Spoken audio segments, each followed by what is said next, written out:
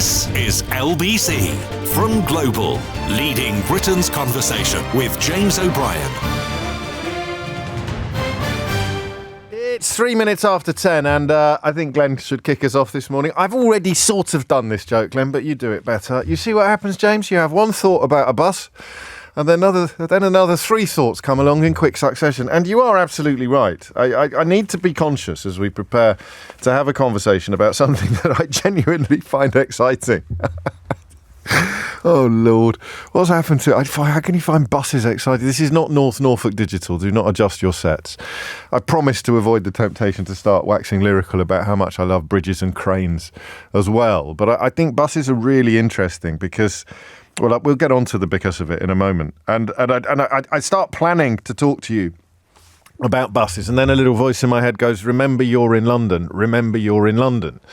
Because people can't quite believe the London bus experience compared to other parts of the country. This is crucial. This is really important stuff, and we will get into the why it's so important shortly, if you're under any illusions whatsoever. But I live in West London. I live in a place called Brentford, and I can walk out of my house and be on a bus. I mean, if I'm not on a bus within 6 minutes, I've had a bad morning. I've had an unlucky morning, and that bus will take me every single morning where I need to be, usually to a tube station. But obviously, if I come into town of an evening, so the bus for me is almost like a conveyor belt. I'm only mentioning this, and so the audience, everybody listening to this conversation now, is divided immediately into three categories. One category is going, yeah, and whatever next, James? Bears do their toilet in the woods. Pope's a Catholic, is he, pal? Well done. Yeah, tune in. I'll come back later. And then the other half of the country going, what? What do you mean? What?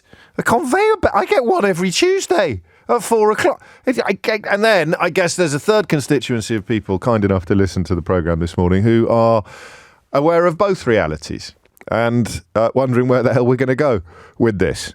I suppose I'm in the third category in a way. I am very much aware of both realities, and despite being the presenter of this programme, I am currently wondering where on earth or where the hell we're going to go with this. But I just need to be conscious of that as I try and set up a conversation which will hopefully appeal to all three of those constituencies. So let's begin with a statistic. I think that's always helpful. Since 2010... And have you noticed this week how often we've come back to things that have changed since 2010? It's only Thursday, but Sure Start was probably the biggest. That was a fascinating conversation. It really was. What would you call it? The long-term impacts, the slow fuse of austerity, the slow fuse of cuts to infrastructure or public services that we actually really valued and needed. But to quote Joni Mitchell yet again, we don't know what we've got till it's gone. Don't it always seem to go? You don't know what you've got till it's gone. They paved paradise and put up a parking lot. So getting rid of bus services. No one really. They're closing an arts centre where I live shortly. I think it might even be closing today. And there's uproar, quite rightly. Hounslow Council have absolutely fluffed it from every imaginable angle. And the Waterman Centre historically has been a huge augmentation to life in that part of the borough of Hounslow. But it's been allowed to sort of wither on the vine a bit. And now inevitably they want to build flats there. And you suddenly realise, everyone's suddenly remembering what a valuable community asset it was, even if they haven't been there for very long. I'm just using this as a way, hopefully, of making you see buses in a slightly broader vista than you currently do. You don't know what you've got till it's gone. So if I told you that just how much bus capacity had been removed since 2010, I'm not 100% sure that you'd believe me, and even more happily, I can't find the flipping statistic now that I need to hit you. I'll tell you what, let's do it as a mystery. How many miles or how many bus routes do you think have been closed down since 2010? What do you think the actual reality is in miles? And this is in England alone. I think this is one of those areas where the devolved nations may be rather better, but I'm not at all sure about that. In Manchester, for example, Andy Burnham has had to apologise after passengers complained of nightmare problems with publicly owned services. But how many, those are the routes that are still open. How many miles of buses do you think, of bus routes, have been axed completely since 2010? Have a guess. How many miles is the country? How far is it from Land's End to John O'Groats? Do we know? How many miles of the country? Well, that would be quite a good way of doing it. If you're a journalist, sometimes you have to measure things in swimming pools or double-decker buses. Nick is better than me at explaining this because it's more of a thing from his time on newspapers than mine. But you have to measure things in swimming pools or you could put double-decker buses end to end, or football stadiums. Certain type of conversation about immigration. Where talk about it's a town the size of Nottingham, or it would fill Wembley 6 times over. You need to measure it in bus routes. I'm going to measure it in terms of Land's End to John O'Groats. How many times could you go from Land's End to John O'Groats and back again on the miles of bus routes that have been axed since 2010? The total number. I found the number now. I'm not prevaricating anymore. In case you're worried about me, I've got the number in front of me. So this is actual tease. I'm teasing you now. A moment ago, I was hoping you'd tell me in time for me to pretend that I hadn't lost the figure at all. But I've got the media. I've got the figure in front of me now, and it is I think it's an extraordinary figure. Okay, we maybe should get a bell for when I use the word extraordinary, and then if we hear it, because I think once an hour is okay now. Do you? Not like the basically alarm, no, but because basically is an unnecessary word. Extraordinary is a necessary word that I overuse. So I think once an hour, as I try and wean myself off it, that's allowed. Unfortunately, I've used it up by 10:10 this morning. So well, look, here is an arresting figure. Here is a traffic stopping figure. Get it? Here is an amazing. How many miles? Just tell us, will you, James? Tell us. Yeah, all right. I'm double checking. I've read this right. The pledge follows research showing 16 million. 16 million miles. That can't be right, can it?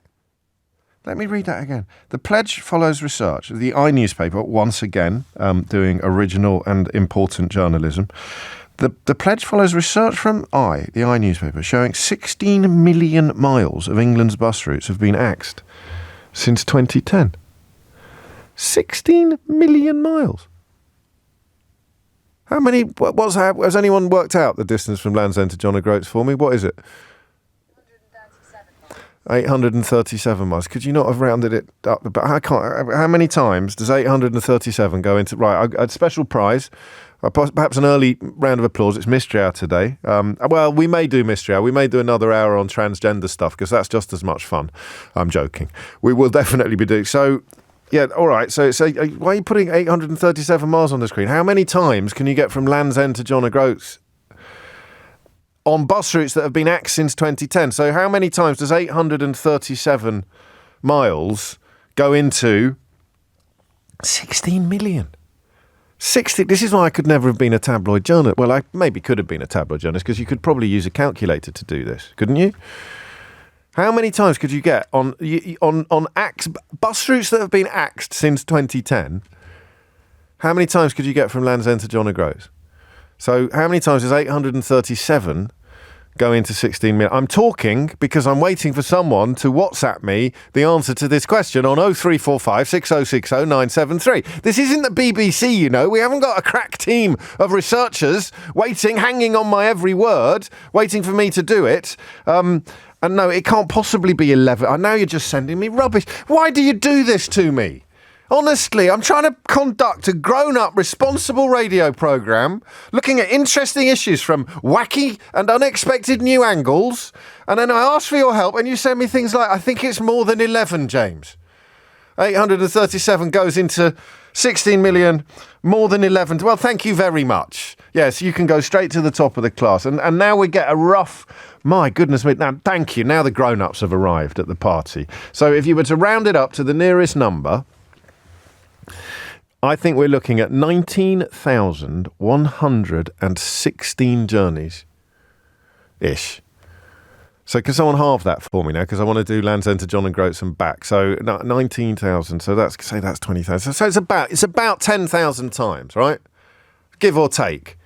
Give or take a few journeys.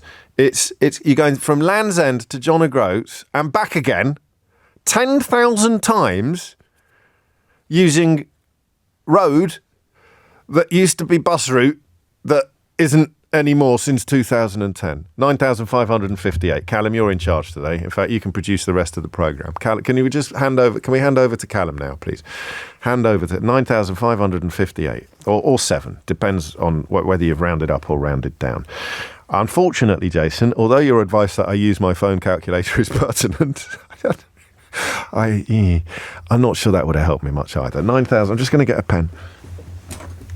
9,550. So you can go on bus routes axed since the coalition government got in 2010. You can go from Land's End to John O'Groats and back again 9,558 times. I'm not going to check this calculation because if you're lying to me, Mark, then you are dead to me.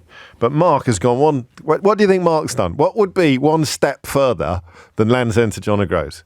In the context of the rather clumsy analogy that I'm trying to build, is it even an analogy? Illustration. In the context of the rather clumsy and not entirely successful illustration of the amount of miles of bus routes acted by the Tories since 2010, what has Mark done that is perhaps even more impactful, although I haven't checked the figures?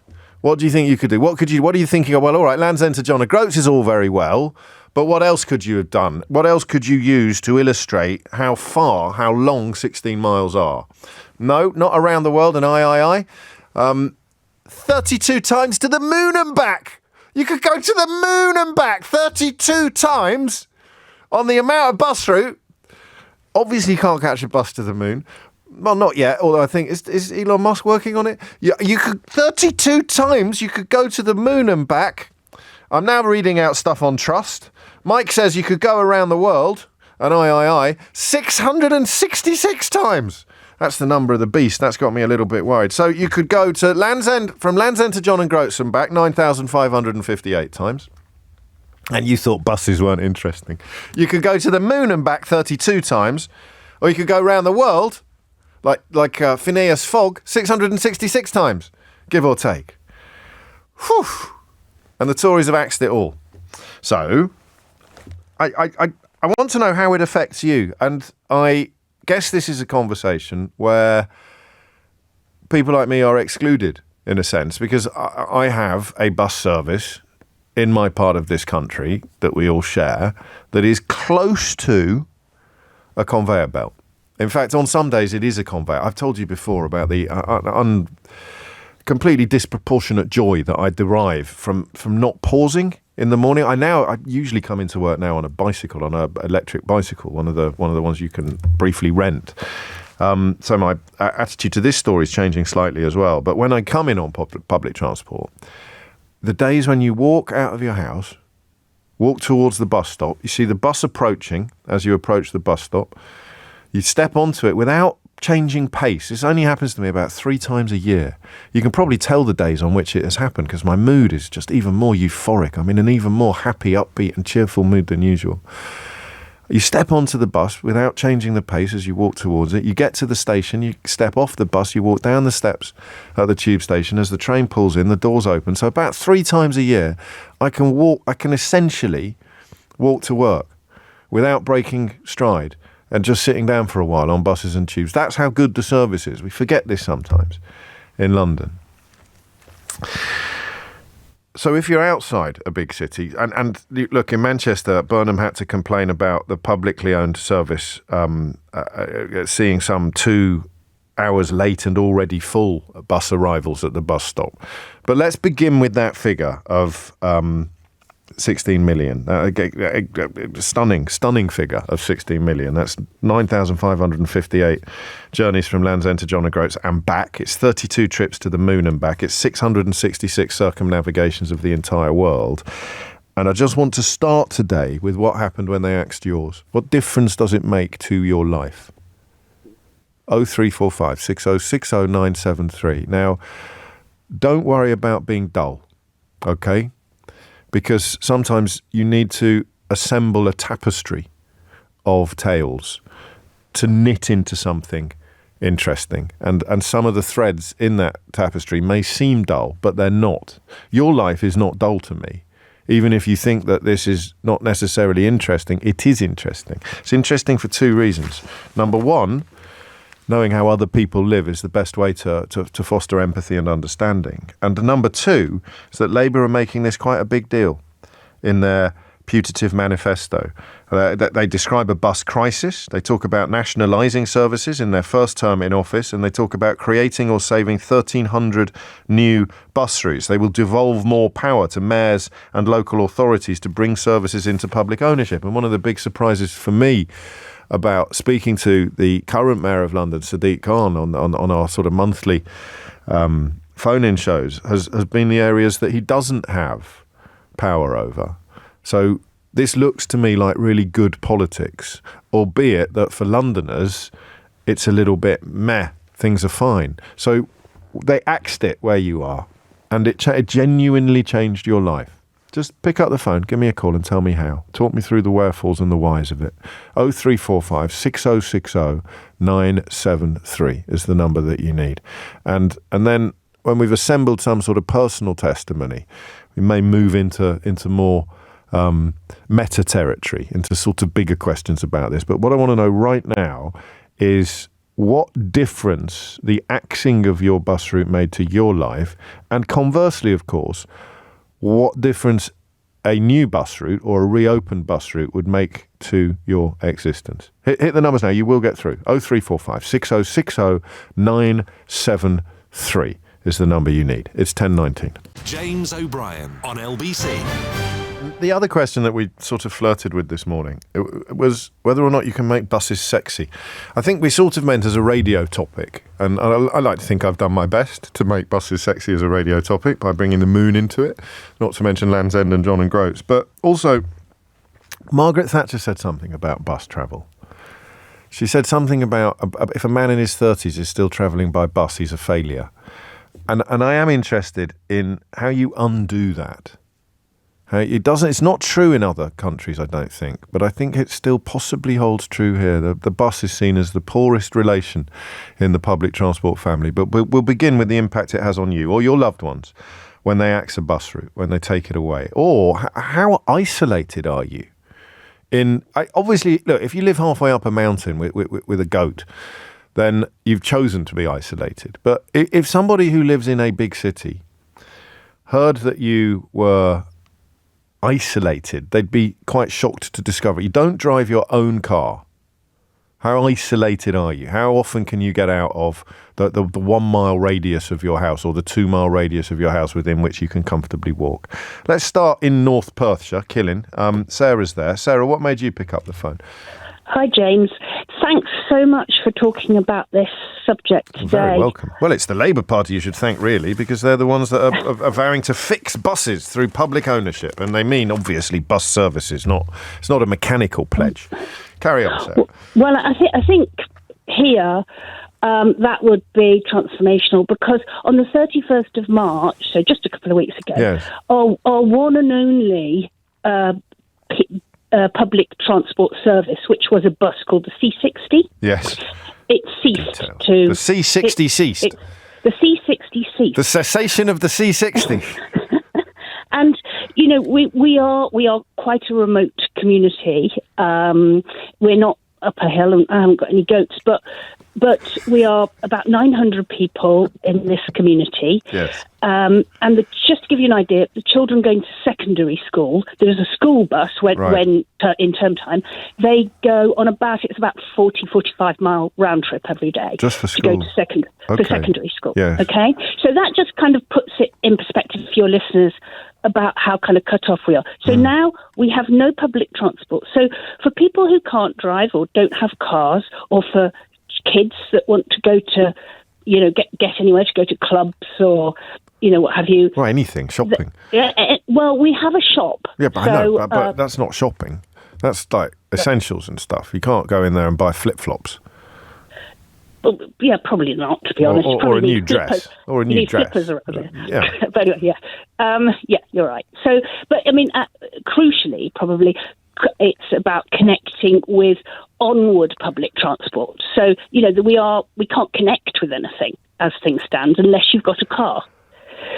And I mean, how feasible is it not to have a car? Of those 900 people, how many have had their, I mean, genuinely, their only connection to a nearby town completely cut off? It is mad, right? In the 21st century, in one of the biggest economies in the world, you can be, unless you drive a car, you can be cut off almost from civilization.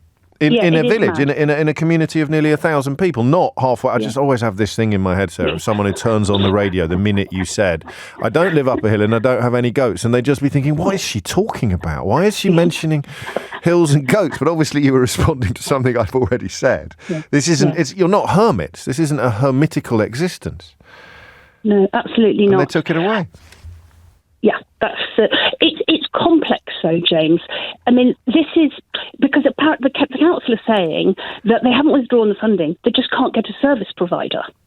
Which is so what's happening is the service providers aren't tendering for these kind of contracts anymore because it's not worth their while. So what you do, and this is my naive, but I think plausible economics, is that a service provider who makes a lot of money on a different route somewhere else, as a consequence or as a condition of keeping that lucrative route, has to provide a route on which they may not make a lot of money and may even lose some at the bottom line while remaining in profit overall. And that is ideally what public ownership provides.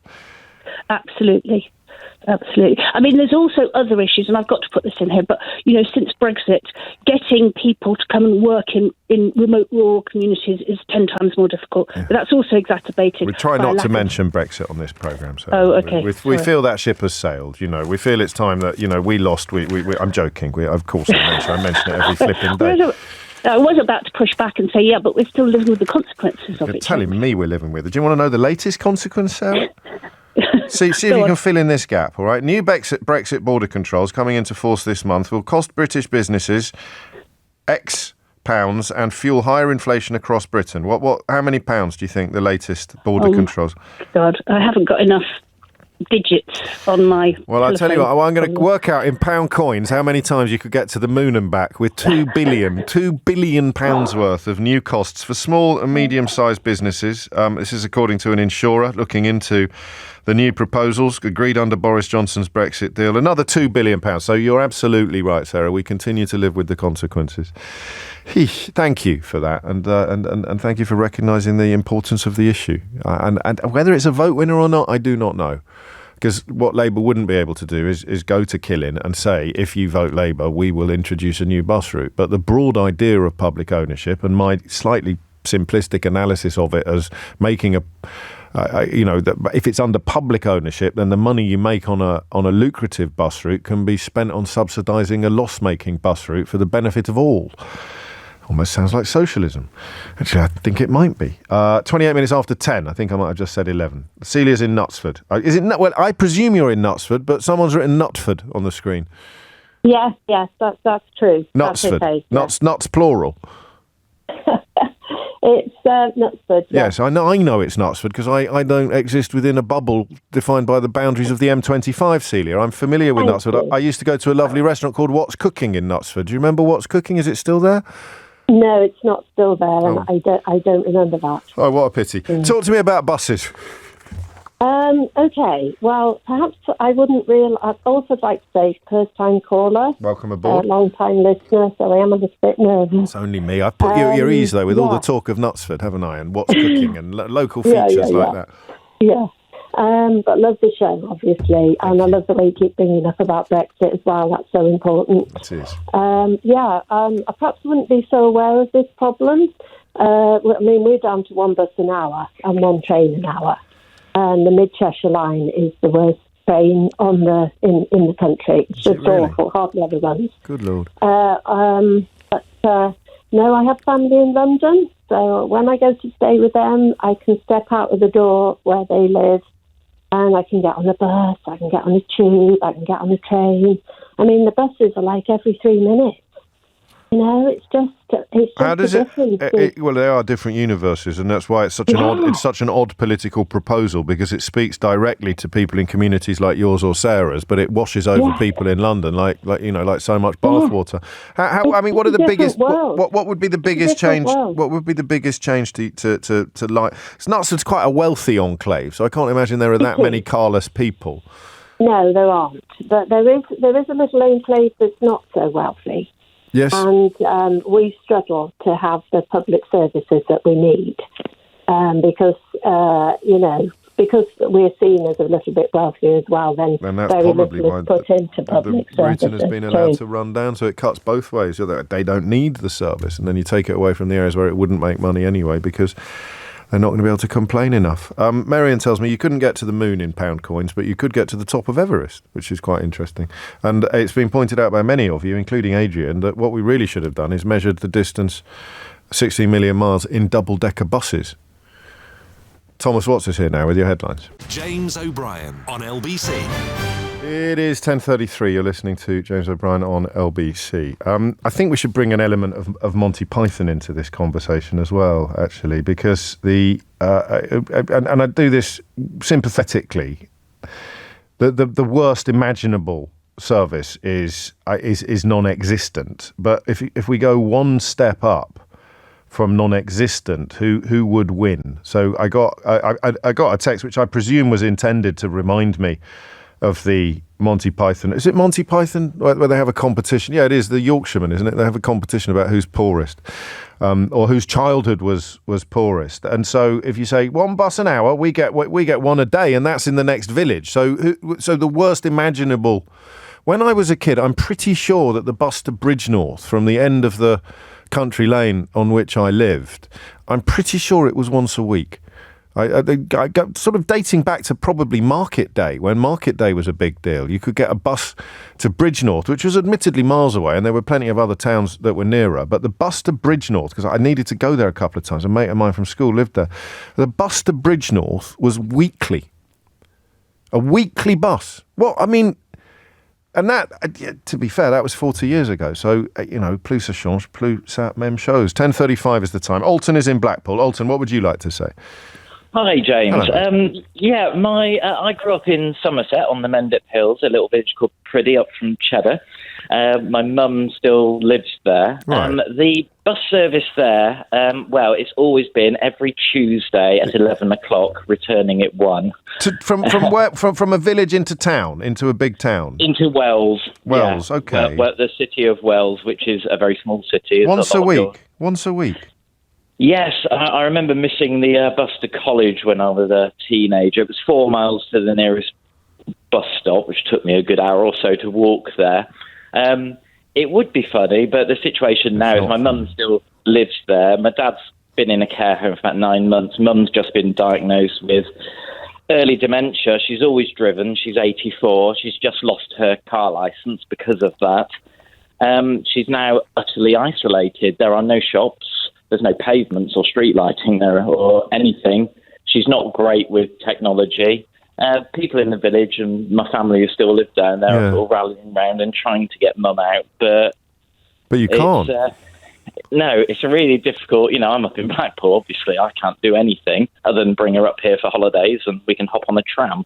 But it's dreadful. And I think my point was, rather than cutting bus services, we should have been adding them. I mean, why do you think this has happened? I mean, the short answer will be that there isn't profit in it. But it reminds me, bizarrely, Alton, of the conversation that we had at the beginning of this week about private health and the NHS. So really, in an ideal world, you either run at a loss in order to ensure quality of life for people like your mum and all the other callers that we've heard from today, or you subsidise it with profits from more profitable routes if you've got a broader, and that can be done in the private sector or the public sector. But if the private sector is allowed to shut down the routes that aren't profitable, I don't think you need to be Einstein to work out what's going to happen, do you? No, not at all. I mean, I think it's one of those services that needs to operate at a loss. I mean, obviously, where my mum lived, when they moved there 60 years ago, they moved there because they couldn't afford a 2 up, 2 down in Bristol. Right. Everything's flipped on its head. So it's all full of lawyers and architects now. But there are people like my mum who might get a bit forgotten that there are older people, people who are vulnerable for all sorts of reasons, who do need public transport. She's never needed it before. She kind of does now, and I'm sure she's not the only one. Even a taxi is like, because they have to come up from Cheddar. Is it a vote winner? Is it a vote winner? Because, people like your mum, I mean, her dementia notwithstanding, or her dementia aside, Labour announce a broad intention to do this. And does it actually bring people to the ballot box? Probably not, to be honest, because unless you're in that circumstance or know somebody in that circumstance, a lot of us have cars and probably don't really think about it. I mean, yeah, it's... Wonder why. Let's look at the why of it. Thank you, Alton, and I loved your mum. That must be a nightmare for her, but also, of course, vicariously for you. It's almost impossible to imagine that. And I grew up quite isolated, but I could walk to town, I could cycle to town as a child, as a teenager.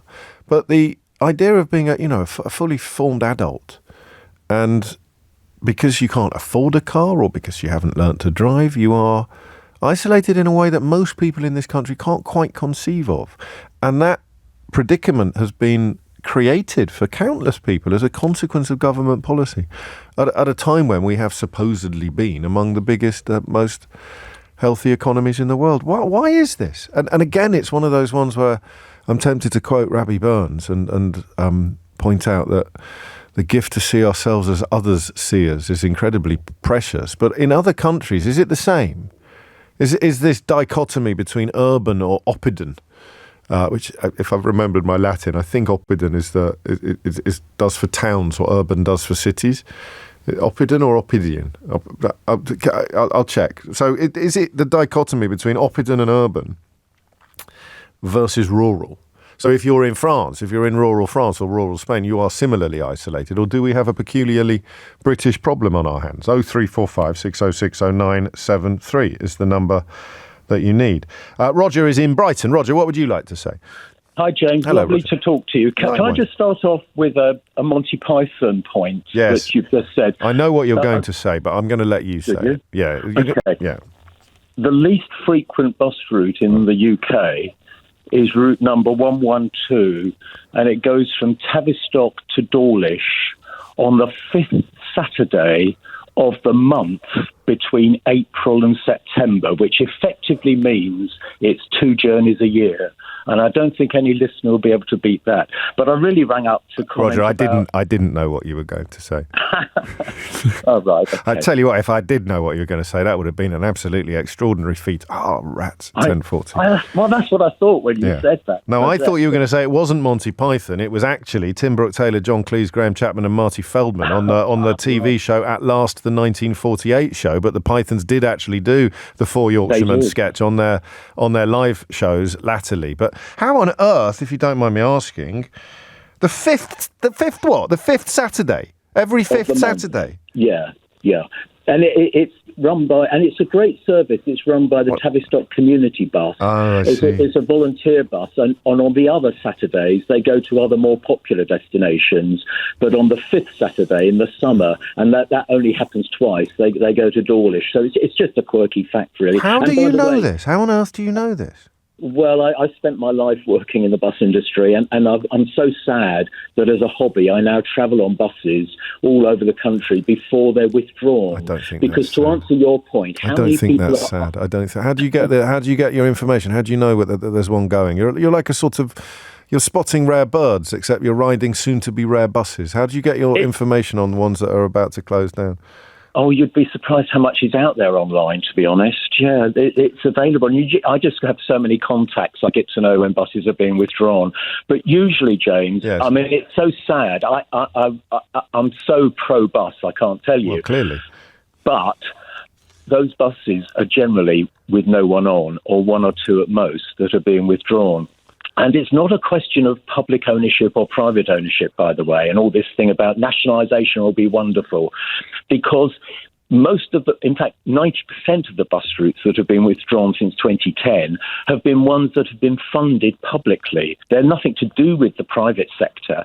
They may be run by some private companies, but it's because local authorities have had this huge austerity program, and obviously social services comes more important than bus services, yes. And so they've had to put their money into that. And so Labour, if they get into government, let's hope they do, unless they put serious money into running buses, then it's not going to make any difference. But interestingly... Well, I think they're planning to. I mean, they can't do 250 million more journeys per year without spending some money. Although at the moment they say it won't require extra Treasury funding, so we're in the weeds again, aren't we? But I hope they don't take, as you've been hinting at, yes, or saying, the profits from the profitable companies and the profitable bus routes. I spent my career running Brighton and Hove Bus Company, and in 20 years we doubled the number of passengers travelling in that city by bus, doubled the number, such that it's now, outside of London, it's the city with the greatest bus use. So we're talking big numbers. And we did that by reinvesting the profits into even more frequent bus routes. So instead of a bus running every 10 minutes, it would run every 7.5 minutes or every 5 minutes. So you have your conveyor belt London style. But how does that help? How does that help people who are isolated? Because what it does is release the local authorities to put the limited money they've got into routes that are in the rural areas. This is fascinating politics, isn't it? Because this is a sort of culture clash in that you say let the private sector pursue profit through provision of good service as much as possible, and then let the public sector take up the unprofitable areas. It's a bit like the conversation we had about NHS versus private sector, and the private sector cherry picking all the easy profitable bits. Well, I like to liken it. The analogy I would give would be to libraries. You wouldn't expect Waterstones to cross subsidise libraries, would you? Well, you might be talking to the wrong champagne socialist here, Roger. Can I give you one more? Well, no, because you can stay for longer than that. From a much further away perspective, Waterstones does subsidise libraries. All people paying tax subsidise libraries. Private bus companies. Yeah, no, precisely. So indeed, the private bus company. So you mean a more direct relationship? Yes. But no, I wouldn't even do that. I'd say that you can only run the services you're running that are making money if you also run just as efficiently and just as well, but less profitably, those 5 services over there as well. And it would be a bit like the train franchises where you could bid according to how profitable you thought it was going to be, but you would be required, it would be conditional that you provided the less popular services, the unprofitable services as well. Why would that be a problem? Well, that indeed is what's happening in Manchester now with Andy Burnham, isn't it? He's taken back all of the routes and he's divvying them up into franchise bits that are going to companies. It's what's happened in London throughout the time. But the time will tell whether that is successful. I would point to other examples like Brighton, Oxford, Nottingham, places in Norfolk, where they've got fantastic services with no call for public funding. And that's got to be a good thing if you can provide a good service. And the example I was going to give you is there's a small family-run bus company in Thetford in Norfolk, which in December started to put a brand new bus route on between Thetford, Attleborough and Norwich, running initially 4 or 5 times a day. Why don't they hire you? Completely at their commercial risk, and it's been so successful. Next weekend they're extending it, so there'll be even more journeys. Now you wouldn't get that if a local authority or it was nationalised. I promise you, because I worked in the industry. Why not? In a sentence, why wouldn't you get that if it's profitable? Because in the nationalised sector, and I worked for the National Bus Company, that's how I started my career, every year the government gave us less money than we had the previous year. Right. We were part of the government cutback. So you're not going to do a suck it and see route where you sort of think, well, open that up and see if it works. No. Does it go through Wyndham? actually avoids Wyndham to make a fast journey from Attleborough into Norwich, and that's why it's been successful, because First Bus do they've got the thing covered. Could you tell me now, if I said how do I get from Land's End to John O'Groats by bus, could you almost do it? Well, almost, but I actually did it with a great friend of mine, Jeff Marshall. We went by train as well. We cheated. We got the bus to Penzance, then the train, and then we got the Before bus you go, just talk me through that 112 again. The 112? Yeah. Well, it goes from Tavistock to Dawlish on the 5th Saturday of the month between April and September. Thank you, Roger. And it's full up. Well, I'm not bloody surprised. It's 10:47. James O'Brien on LBC. 10:51 is the time. A lot of love for Roger. Gerald's in Boston, USA, and he said, do you have a weekly Caller of the Day prize or something like that? The bus expert you just had on should definitely win it. This caller is absolutely fantastic. I never knew bus routes could be so interesting. That caller, a lot of you pointing out that Roger possibly deserved a Ray Liotta. I think that perhaps you might have been right, actually, but I don't think we can do them retrospectively. Paul Taylor puts it best. I tuned in late. I heard you talking about buses. I rolled my eyes and almost switched off. Thank God for that last caller.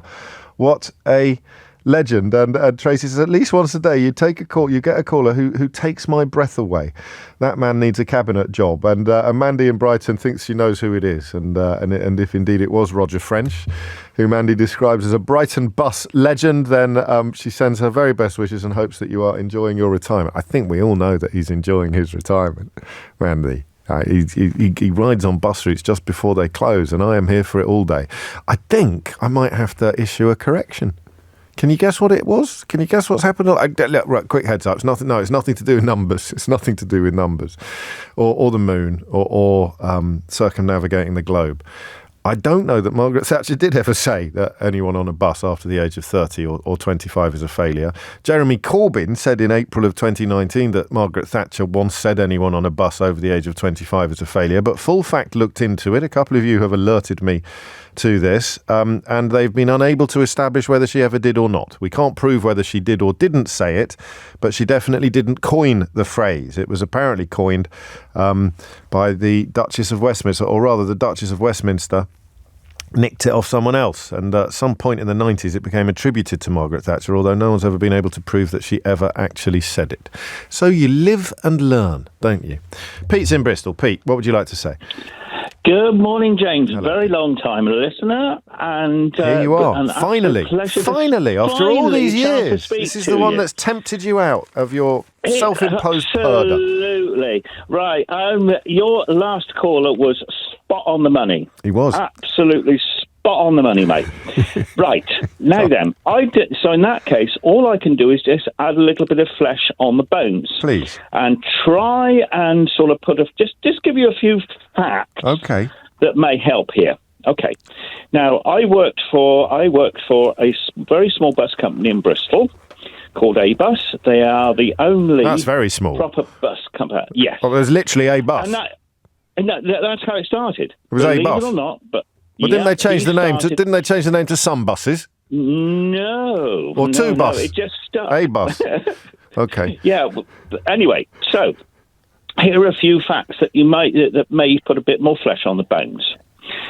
To put the bus on the road, yes, just before even driving it out the depot, right before it moves a wheel, you've spent 600 quid. Once you get it on the road and you've had it out for the day, you've spent 1,200 quid. Now This is per bus, okay? Yeah. Now. So you need to make. So your point you're making is you need to make that back for it to be even vaguely profitable. To actually break even. Yeah, you got to make 1,200 quid. You are looking at 1,200 quid a day per bus. Now this was okay. This could be done up until we now are in the new era, which is quite understandable. The environment is very important. Euro 6 compliance, which is the standard that you have to reach for any diesel vehicle, okay, to go into a lot of the city centres. This all adds up. When you're looking at getting on for between £300,000 and £500,000 to buy a double-decker bus, that's when you start thinking, ooh, You know? Why would I do it? Yeah, exactly. Now, so how are Labour going to fix it through public ownership without spending it, without taking any money out of the Treasury? Well, this is the point. I don't think we can. No. What I think that we need to get people back on the buses. We need a change of culture. People need to think. Well, how do we do that? How do we do that? Because I've never suffered from this. I don't know how. You mentioned you've listened to the show for a while. I'm oddly devoid of the petrol head gene, Pete. I don't see any of the cars that we've ever owned as any form of extension of my personality or any other aspect of my identity. But I don't get it. So I get on a bus and I hop off a bus. They've become a less pleasant experience, possibly in the last few years. Certainly, sort of some of the younger people messing around have become more of a menace. But how do we change the culture? How do we do that? Right. The first thing we need to do is we've got to recognise that London is spoilt. I did. That's how I opened the show. I literally opened the show by saying London is spoiled. It is spoiled. It has a superb transport system. So, but how do we change the culture? The one way you can change the culture is by putting in reliable service. Reliable, not necessarily frequent, but people know that a bus is going to turn up at the time that is stated. Now, to make that possible, what you have to do is provide the infrastructure. Right. Now, I'm not going to get down onto anybody, but all I'm going to say is, when they start road planning and route planning, why are you mixing up cyclists with buses? Why are you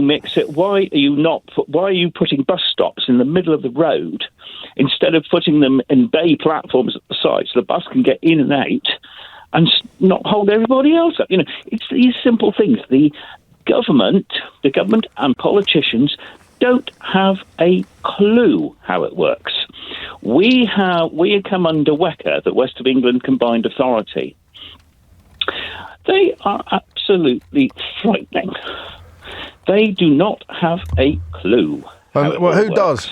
Apart from Roger and you, who does have a clue? Well, luckily, my Alan Peters, my ex-boss, he certainly has a clue. So these are the people that Labour need to hire. I mean, you're covering a lot of ground there, Pete, if you pardon the pun, in a bus-related conversation. The nugget, the central nugget of your contribution, I think, is that you need to change the culture. You need to somehow make the people who travel by bus a political priority. And inside London they are. This is the point Pete makes so well. Outside London, they're just not. And I don't know how you convey that without really going in hard on the isolation question. And then you need to make people care about people having experiences that they're not having themselves, which has been in some ways the challenge of more left-leaning politics for centuries. Andrew's in Cumbernauld to close this conversation in North Lanarkshire. Andrew, what would you like to say? Oh, good morning, James. Good to talk to you again.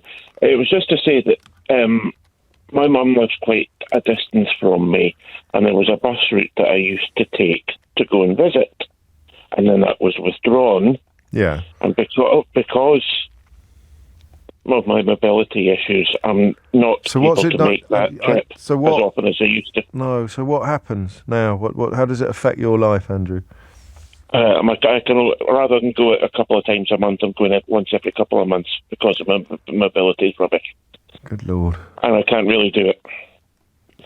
And I was also going to say that there's a proposal in Scotland to franchise areas of bus routes to try and tackle this issue and to try and improve services. But one of the major bus companies up here is threatening to drag the Scottish Government through the courts if they try and do it. So there are other, obviously, major bus operators in the country, and any change to how the services are structured and provided, other than just over the commercial aspect. Well, that's the point, isn't it? There is no profit. I saw a Conservative politician yesterday tweeting about arts degrees not being not creating enough revenue, not creating enough profitability to justify their continued existence. So if they're trying to get rid of history degrees, the idea of a bus route is perhaps going to be even harder for people to pin down. Thank you, Andrew. I think that was a mixed bag as an hour of radio. I think there were moments of unexpected joy, and then there were perhaps moments where it felt as if talking about buses was a little bit North Norfolk Digital. But remember, my job is to provide everybody with a potential platform with which they can share their knowledge and their insights. The next hour is going to be very different. As things stand, unless you think it's time to start talking about the new border checks that are coming in as a consequence of Boris Johnson's Brexit deal, unless you get in touch with me very quickly during the news and say, yes, now is the time, I'm ready to talk about that, because I think you normally have to wait until things have happened before you can really get stuck into them. Then I'm very drawn to a tale about friendship and the importance now of teaching children, and I would argue some adults, what friendship actually is. It's 11:01. James O'Brien on LBC. 4 minutes after 11 is the time. I don't know if I don't know. What do you think? Do you think the appetite's there for the Brexit conversation yet? So what you're looking at now is £2 billion worth of costs for British businesses as a consequence of border controls that come in as a consequence of a Brexit that voters were told would make them better off and would make things cheaper. Because, I mean, the obvious question is, what do you think is going to happen to the products that companies are now having to pay more to bring into this country? They're going to go up in price. But I think we need to wait until we're a little... Well, shall we find out? I've got two completely conflicting stories in my mind at the moment. One is very detail-driven and one is very mushy, right? One is about Brexit and border checks and the other is about friendship. So I think that I might let you... Well, we could try and do both. It's Thursday, so we've got Mystery Hour coming up at 12. I think I might, because you can look, you can WhatsApp me to your heart's content, John and MDB and others. You could, but the question of whether or not you would want to talk about it rather than listen to it is a bit harder to answer, isn't it? So the story's pretty straightforward. £2 billion worth of new costs, according to a report from the insurer Alliance Trade. And this, by the way, kicks in on the 30th of April, which is approximately, well, it is 19 days away. These are a direct consequence of Boris Johnson's Brexit deal. They were agreed under that deal. And the estimation is that they could add 10% to import costs over the first year. I'm going to just set that up now, all right? If you want to talk about how this is going to hit your business, the number you need is 0345 6060 973. Because I'm having a bit of a career crisis with Brexit. It kind of made... I mean, it's a bit pompous of me to suggest that I have a name. Well, I have a name, obviously. It's James. But in terms of it made my name, that sounds like I'm saying it made me famous. But Brexit was obviously the point at which this show became something of a rallying point for people. You see, I can't really say this without being a bit rude. People who knew what was going to happen as a consequence of that referendum result in 2016. I'm sorry if that still upsets you. I really am sorry if that still upsets you. I'm not sorry if you're still lying about how it's all my fault, it's going so badly and there is a brilliant Brexit, but it goes to a different school. You need to give your head a wobble. But the question of how you continue the conversation now, can you even do it without mentioning Brexit? You can't, can you? Because if I said to you, they're bringing in £2 billion worth of completely new border controls that are going to see inflation go up, never mind the cost of the things that you're buying in your weekly shop, what's the first thing that you'd say to me? What? Why, James? And I'd have to say, well, it's a direct consequence. It was actually agreed. Who here thinks Boris Johnson read the Brexit deal that Boris Johnson signed? Go on, put your hand up if you think he actually read it. So the whole rhetoric of oven ready and get Brexit done and the fact that David Frost, who supposedly negotiated it, was trying to disown it before the ink was even dry. We'll never know for sure, will we? Who could tell us? Who could tell us categorically or definitively? I don't know that Cummings is a trustworthy source anymore. He's sort of motivated by rancour and bitterness. But who honestly thinks that that Boris Johnson read the Brexit deal that he signed, because it's something he agreed to. Businesses could be charged up to £145 per consignment coming through Dover. £145. And that would be for a single piece of cheese. Obviously, you're not going to buy a single piece of cheese if there's a £145 charge on it, but you would previously have been able to have a piece of cheese on a pallet that was going to see cheese deliveries being made to various different destinations, and it wouldn't have cost you anything in terms of these costs. 6% on top of the average basket of goods used to calculate the UK's headline inflation rate. These are the goods that are now going to cost more, the things that we can't grow. So that question very specifically about your business being affected by this, just take me up to 10 past 11, and then if you ring in about that, we'll do that as a topic. And now I'm going to spend 5 minutes setting up a different topic. I'm in quite a maverick mood today.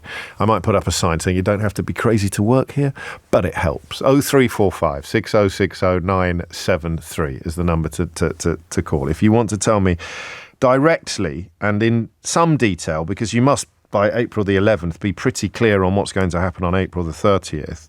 Talk us through the stories, the real story behind the statistics published today by this report from Allianz, the insurance giant, which show that the new checks as part of the border target operating model are going to affect £21 billion worth of agricultural product imports. So you're looking at eggs, trees, plants, meat, and fish, about 3% of all our imports. So if it's going to affect you directly, 0345 6060 973.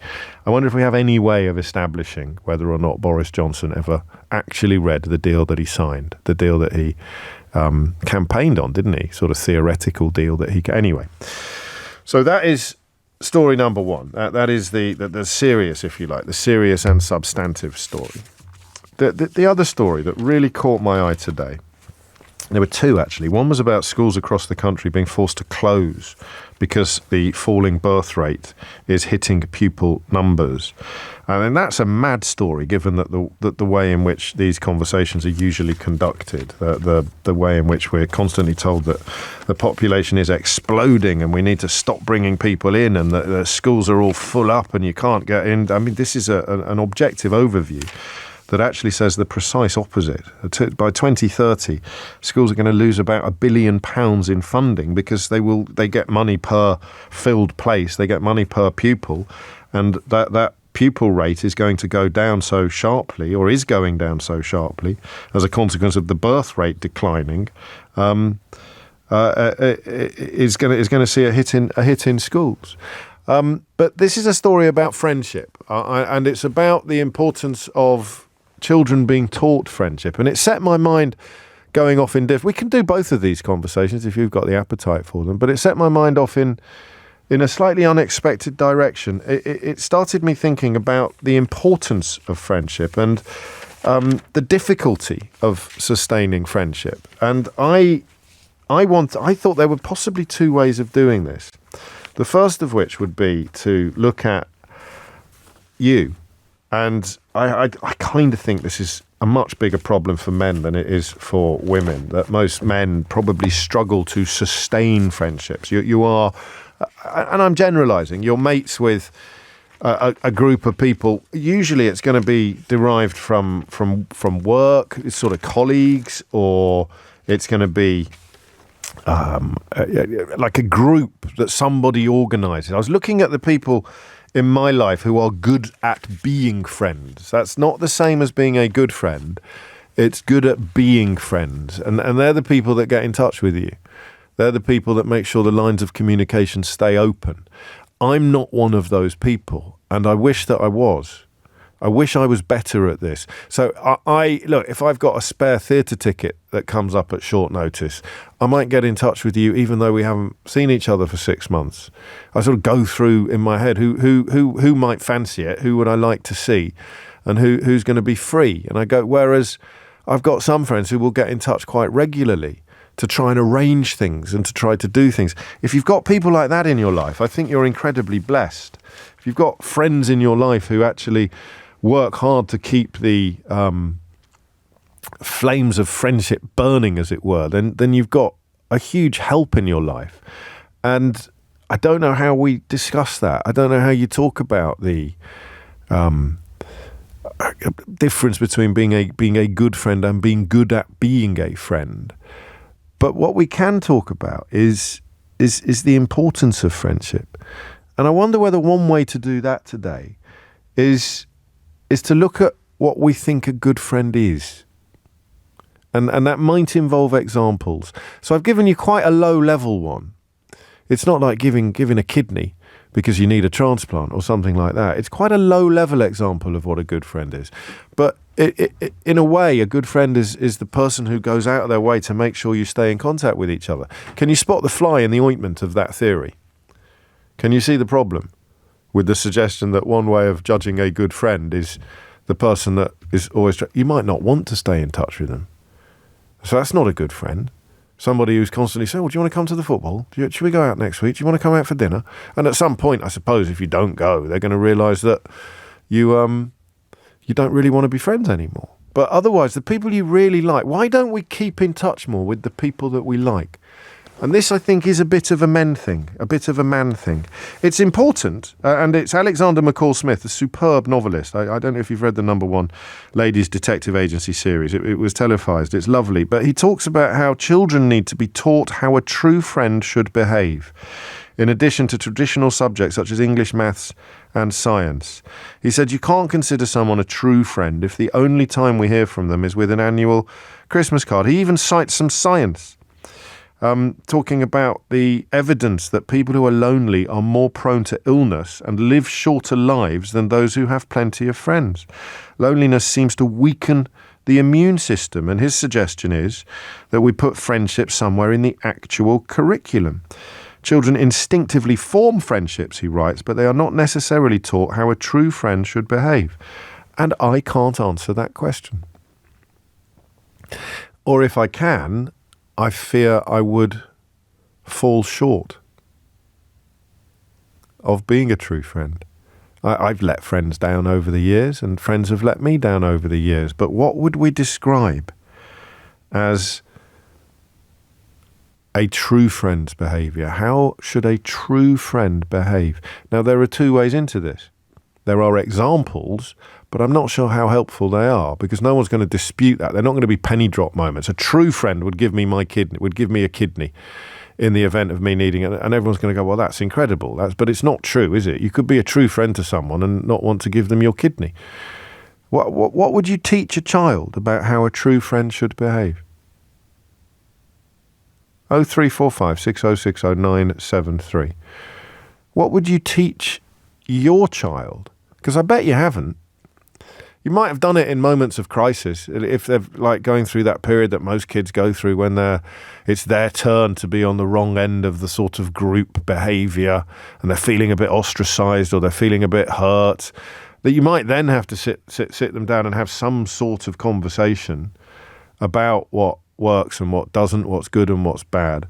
But if you had to now look your child in the eye and say, son, I'm going to tell you how a true friend should behave, what would you say? I don't know. 0345 6060 973. Can we teach children how a true friend should behave if we can't even begin to answer the question ourselves?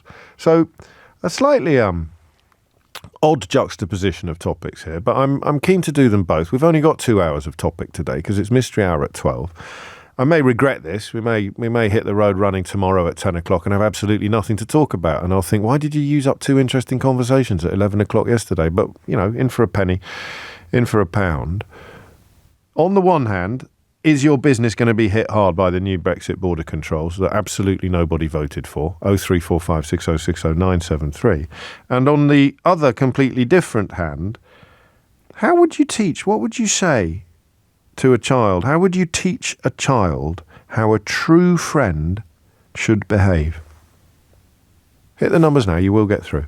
James O'Brien on LBC. 90 minutes after 11. This is a bespoke broadcast for Liam, who was listening yesterday and heard a hook and tease about how much money the Sun newspaper has lost in the last year, and has spent the subsequent 24 hours WhatsApping me on an almost daily basis, an almost hourly basis, saying, how much did the Sun lose? Liam, I salute your patience.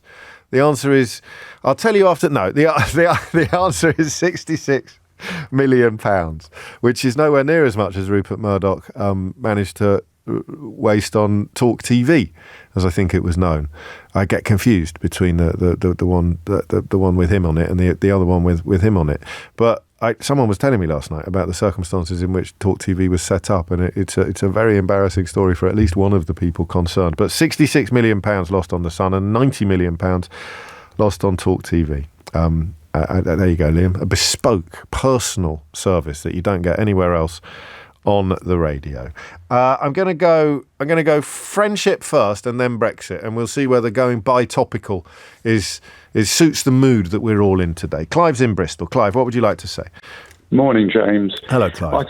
I thought that it was really interesting, this subject that you brought up, because when I was talking earlier before coming on to talk to you, one of the things that qualifies me really well in this area is the fact that I'm just about to embark on my 34th move. Good Lord. And not many people I've found that has moved as many times as me, and I've moved in a lot of different areas, including outside the UK. So I've been very fortunate to be able to do that in my job. But I think that one of the really important things that you've raised there is that from the point of view of guys are very much out of sight, out of mind. You know, that's it. And the girlfriends that I've had a lot longer than guys, because guys tend to be one that they're very mono thought process. If you don't subscribe to certain sports, then you're not within the gang. Tricky, isn't it? See, that passes for friendship. So you just stand together every Saturday and hug and shout and sing, and you're looking for something that runs a bit deeper than that, I think. Absolutely, yeah. And I think that probably the big thing for me is that I find that women tend to be more interested and more interesting. So give me your nutshell answer to the question of how you define what a good friend is. I think a good friend is that somebody is there irrespective of whether or not you've seen them in 6 months or a year. And I don't know that's true. You can call upon them just to talk, or somebody that's interested in people. Yeah, well, I wonder whether someone that cares about you is such a glib phrase. You don't need to teach children that. A friend is someone that cares about you. But we're talking about children, Clive, to push the point. So you can't really introduce them to the concept of not seeing somebody for 6 months. We're looking for more regular interactions and pinning down what it actually means. It's almost, perhaps, one of those topics where the best answers come from answering what a friend isn't, what a true friend isn't. A true friend is not somebody who's interested in what you can give them in terms of even emotional boosts, and praise. It runs a bit deeper than that. But why have you moved house 35 times? Because I'm one of these people that from the 80s, as you'll remember, that period when buying property, you could make a lot of money. So I was buying property, doing it up. Oh, I see. Yes. I wouldn't even unbox all my wares. You'd be doing it up and it'd be back on the market in 6 months and you'd be selling it. And you're still doing that? I've just finished the last one, and I'm I'm embarking on my next move is because of divorce. Oh, okay. That's a slightly different proposition, isn't it? But that must be some sort of record. So that's what blimey. 35. I tell you what, you need to talk to, Clive. You need to talk to Roger, because he'll know exactly what buses you could have caught or would have used in every single one of the properties that you've ever lived in. 23 minutes after 11 is the time. That doesn't quite work. It works as what a middle-aged man might want from a friendship. But what would you teach a child about what a true friend is? And I don't know. I genuinely don't know. And given all the conversations we have about the toxicity of social media quite often, and the way that children are having a terrible time of it on WhatsApp and TikTok and the rest of it, this would help, would it? A proper understanding, a deeper understanding of what a true friend actually is. Been bit of Brexit. Daniel's in Luton to talk to us about how the new rules are going to affect your company. Daniel, what can you tell us? Yeah, hi there, James. Hello, how are mate. you? I'm all right, but I'm not a food importer, so I would be, wouldn't I? Quite. Yes, well, we are in the food import business. We import chilled foods, predominantly for the convenience retail market sector. And these latest charges that have just been announced will cost us in the region of another £100,000 per year. Whoa. And that's just based on the figures provided on behalf of Dover and Folkestone, because those are the two government-owned ports of entry. Private ports of entry, we still don't know what they will charge. But fortunately, for our business, 90-odd% of our product comes through Dover and Folkestone. Now, that extra $100,000 a year, that's on top of the circa $100,000 a year that we are already paying, thanks to Brexit, for customs declarations, which we have now been doing for 3 or 4 years. And, of course, that is all on top of the sustained 25% devaluation of pound sterling against the euro and other major currencies. That is the result of our decision to leave the EU. So products are already 25% more expensive at the factory gate. And thanks to the bureaucracy, we have increased order lead times. Our order lead times have increased from 7 days generally up to as much as 28 days on some products from Italy. Plus the bureaucracy of dealing with all these declarations and so on and so forth, and the cost for doing that. This week I was listening to a webinar with DEFRA about these charges. Yes. So they're getting their ducks in a row quite late, if you pardon the pun, Daniel. Oh, they've only announced these charges within 4 weeks of them coming into action. Just madness. I don't know how we're supposed to make any plans in advance. You don't need to be in business to realise how objectively appalling that is. And part of the reason, this is me thinking out loud, is that they are terrified of announcing bad Brexit news. They're terrified of actually announcing the damage that this is doing to the country, because they're all still swanning around pretending that it was a great idea. Absolutely. And you might recall that this actual thing that's happening now has been kicked into the long grass several times already by the government. And one time when they did it, when Truss was in charge, Jay Smug, he said, we're delaying this because it will add cost to business and we don't want to fuel inflation during the cost of living crisis. He said it would be an act of national self-harm. Well, there you go. Yeah. And here we are. And that's the bit. Well, you're doing my job for me in a way, because I mean, you've just got to deal with this, and in a way, touch wood, you'll get through it. And in a way, the fact that you're a good business person will mean that you will get. Well, you must be, if you're talking about these sort of numbers already. You're obviously very good at what you do, and that will equip you, hopefully, with what you need to stay afloat and continue being successful and profitable.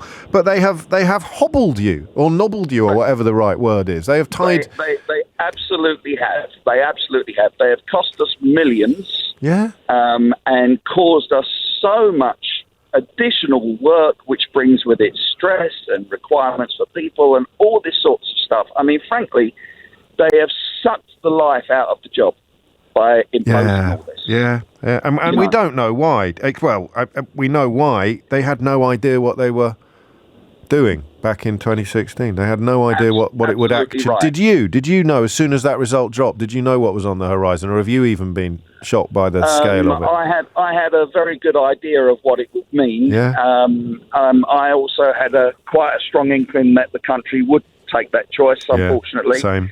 But here we are. Even though I am well versed in it because it affects me directly and my business directly, I still have been unpleasantly surprised by some of the things that have happened and some of the decisions that have been taken. It is, well, it's disastrous. Chris Patten, do you remember him, former chairman of the Conservative Party, was talking to Andrew Marr on this station a couple of weeks ago. That's right. Yeah. Now, credible individual, I would say. Same. He suggests that Brexit has caused a 5% contraction of our economy so far. Yeah. 5%. And this bit hasn't even kicked in. It is seismic, you're right. I would love somebody to actually point out to me a single benefit, because I'm waiting to discover something and hopefully be able to have a slightly better opinion of things.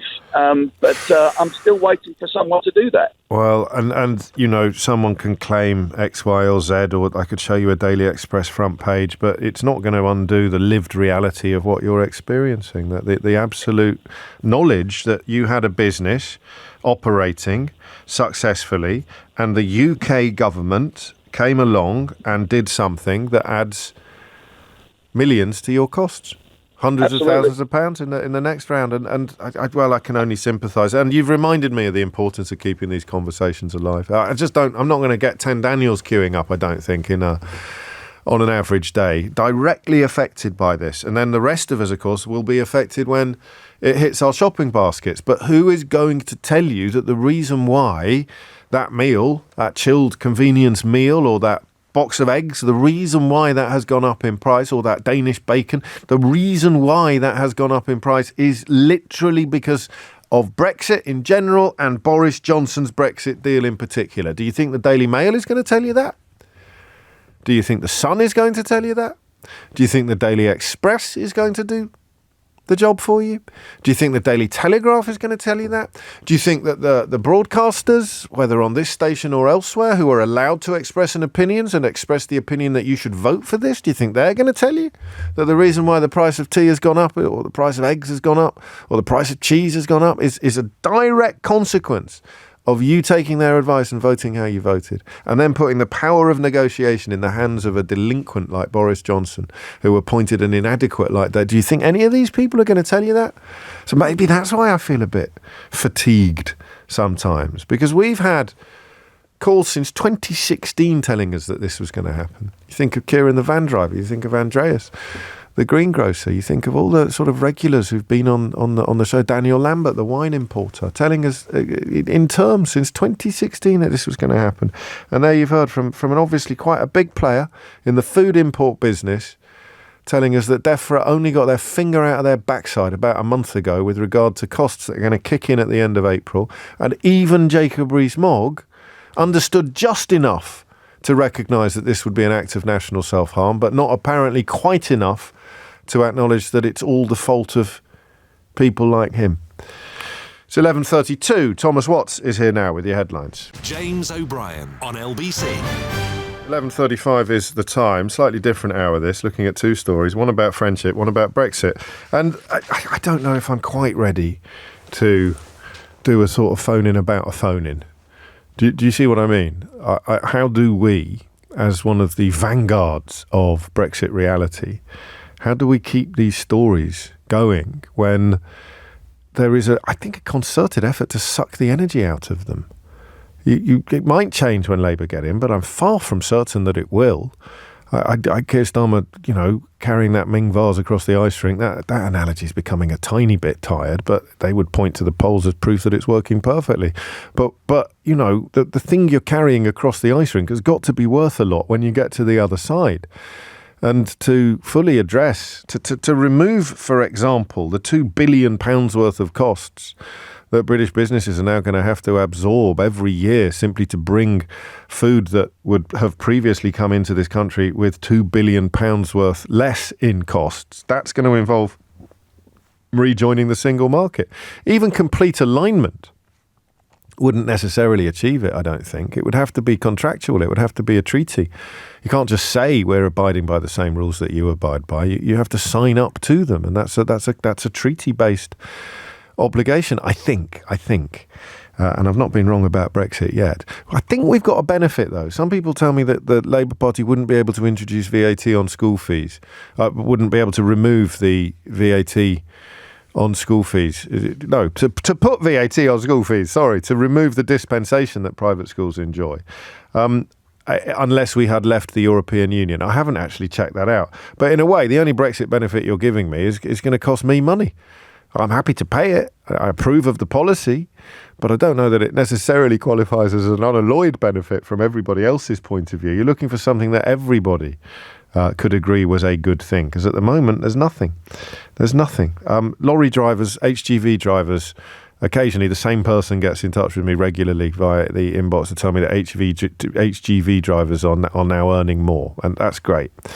But if you'd been unionised before this happened, then you probably wouldn't have ended up having to accept such lower wages anyway in the first place. And I'm not even sure that it's necessarily the case. Compare your income to the income that's being received on the continent by people in the same line of work. 11:38 is the time. So a bit of Brexit, but also this lovely question about what you would teach a child if you were trying to teach them how a true friend should behave. Alexander McCall-Smith has talked about it. He gives some lovely advice. I make a point of saying to them, over the next couple of years, you may well make the best friends you are going to make in this life. I think at the age of 18 or 19, we often don't realise that. We don't keep those friendships as well as we should. But he doesn't say what it is. He doesn't pin down precisely what a good friend is. Steve's in Crawley. Steve, what would you like to say? Hello, James. Hi, Steve. I'll try and keep it together for this one. I lost my best friend of 50 years 3 weeks ago. Oh, I'm sorry. 50 years, eh? Yeah. We met when he was 15, I was 19. I always say I adopted him when he was 15. But we've been very, very close ever since. In fact, the last 27 years, we've literally been neighbours. He's just over the road. 7 years, he worked abroad. He would come home once or twice a year. We go on holiday, and we would carry on as though I met him yesterday. So I think I'm supremely qualified to say what a true friend is. A true friend is someone who is just there.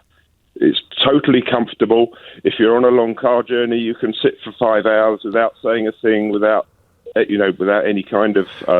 See, that's almost beyond behaviour, isn't it? It's just the people that you just sit with companionably. Can you teach that to a child? You say, look, there are some people when you see them, you feel a little bit better inside. Absolutely. I've got the most wonderful 6-year-old granddaughter, and she's seen what I'm going through, and I honestly think she does appreciate it. She knows how much Richard meant to me. And then there are other people. So for a child, though, you're trying to teach them that person over there who makes you feel bad, even though they claim to be your best friend, that's not a good friend. That person is not making you feel better. That person is not. So I'm just sort of thinking about when, even if you're, as an adult, even if you're going out, and I'm pretty bad in this department, so I usually would end up saying to my wife, who's going to be there? Or who and then you go through a list of names, and you think, I hope I'm sitting next to them.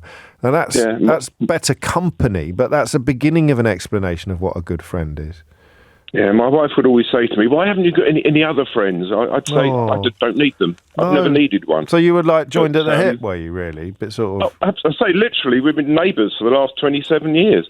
When we moved into the house we're in now, he came, look at it, as he did with everything we did. He came to see it on the Saturday, and he rang me up on the Monday and said, what are your neighbours like? I said, I don't know. He said, well, one is at number 27 are right buggers, and that was them. They bought the house next door, practically next door. And every Wednesday for 40 years, we go out. We don't do squash anymore because we're too old. Sure. We go out and we swim, and we go to the gym, and we come back for a pizza and watch a film, and woe betide any wife who gets in the way of that. And we've done that for over 30 years. Proper companionship. Well, you're going to miss him, aren't you, Steve?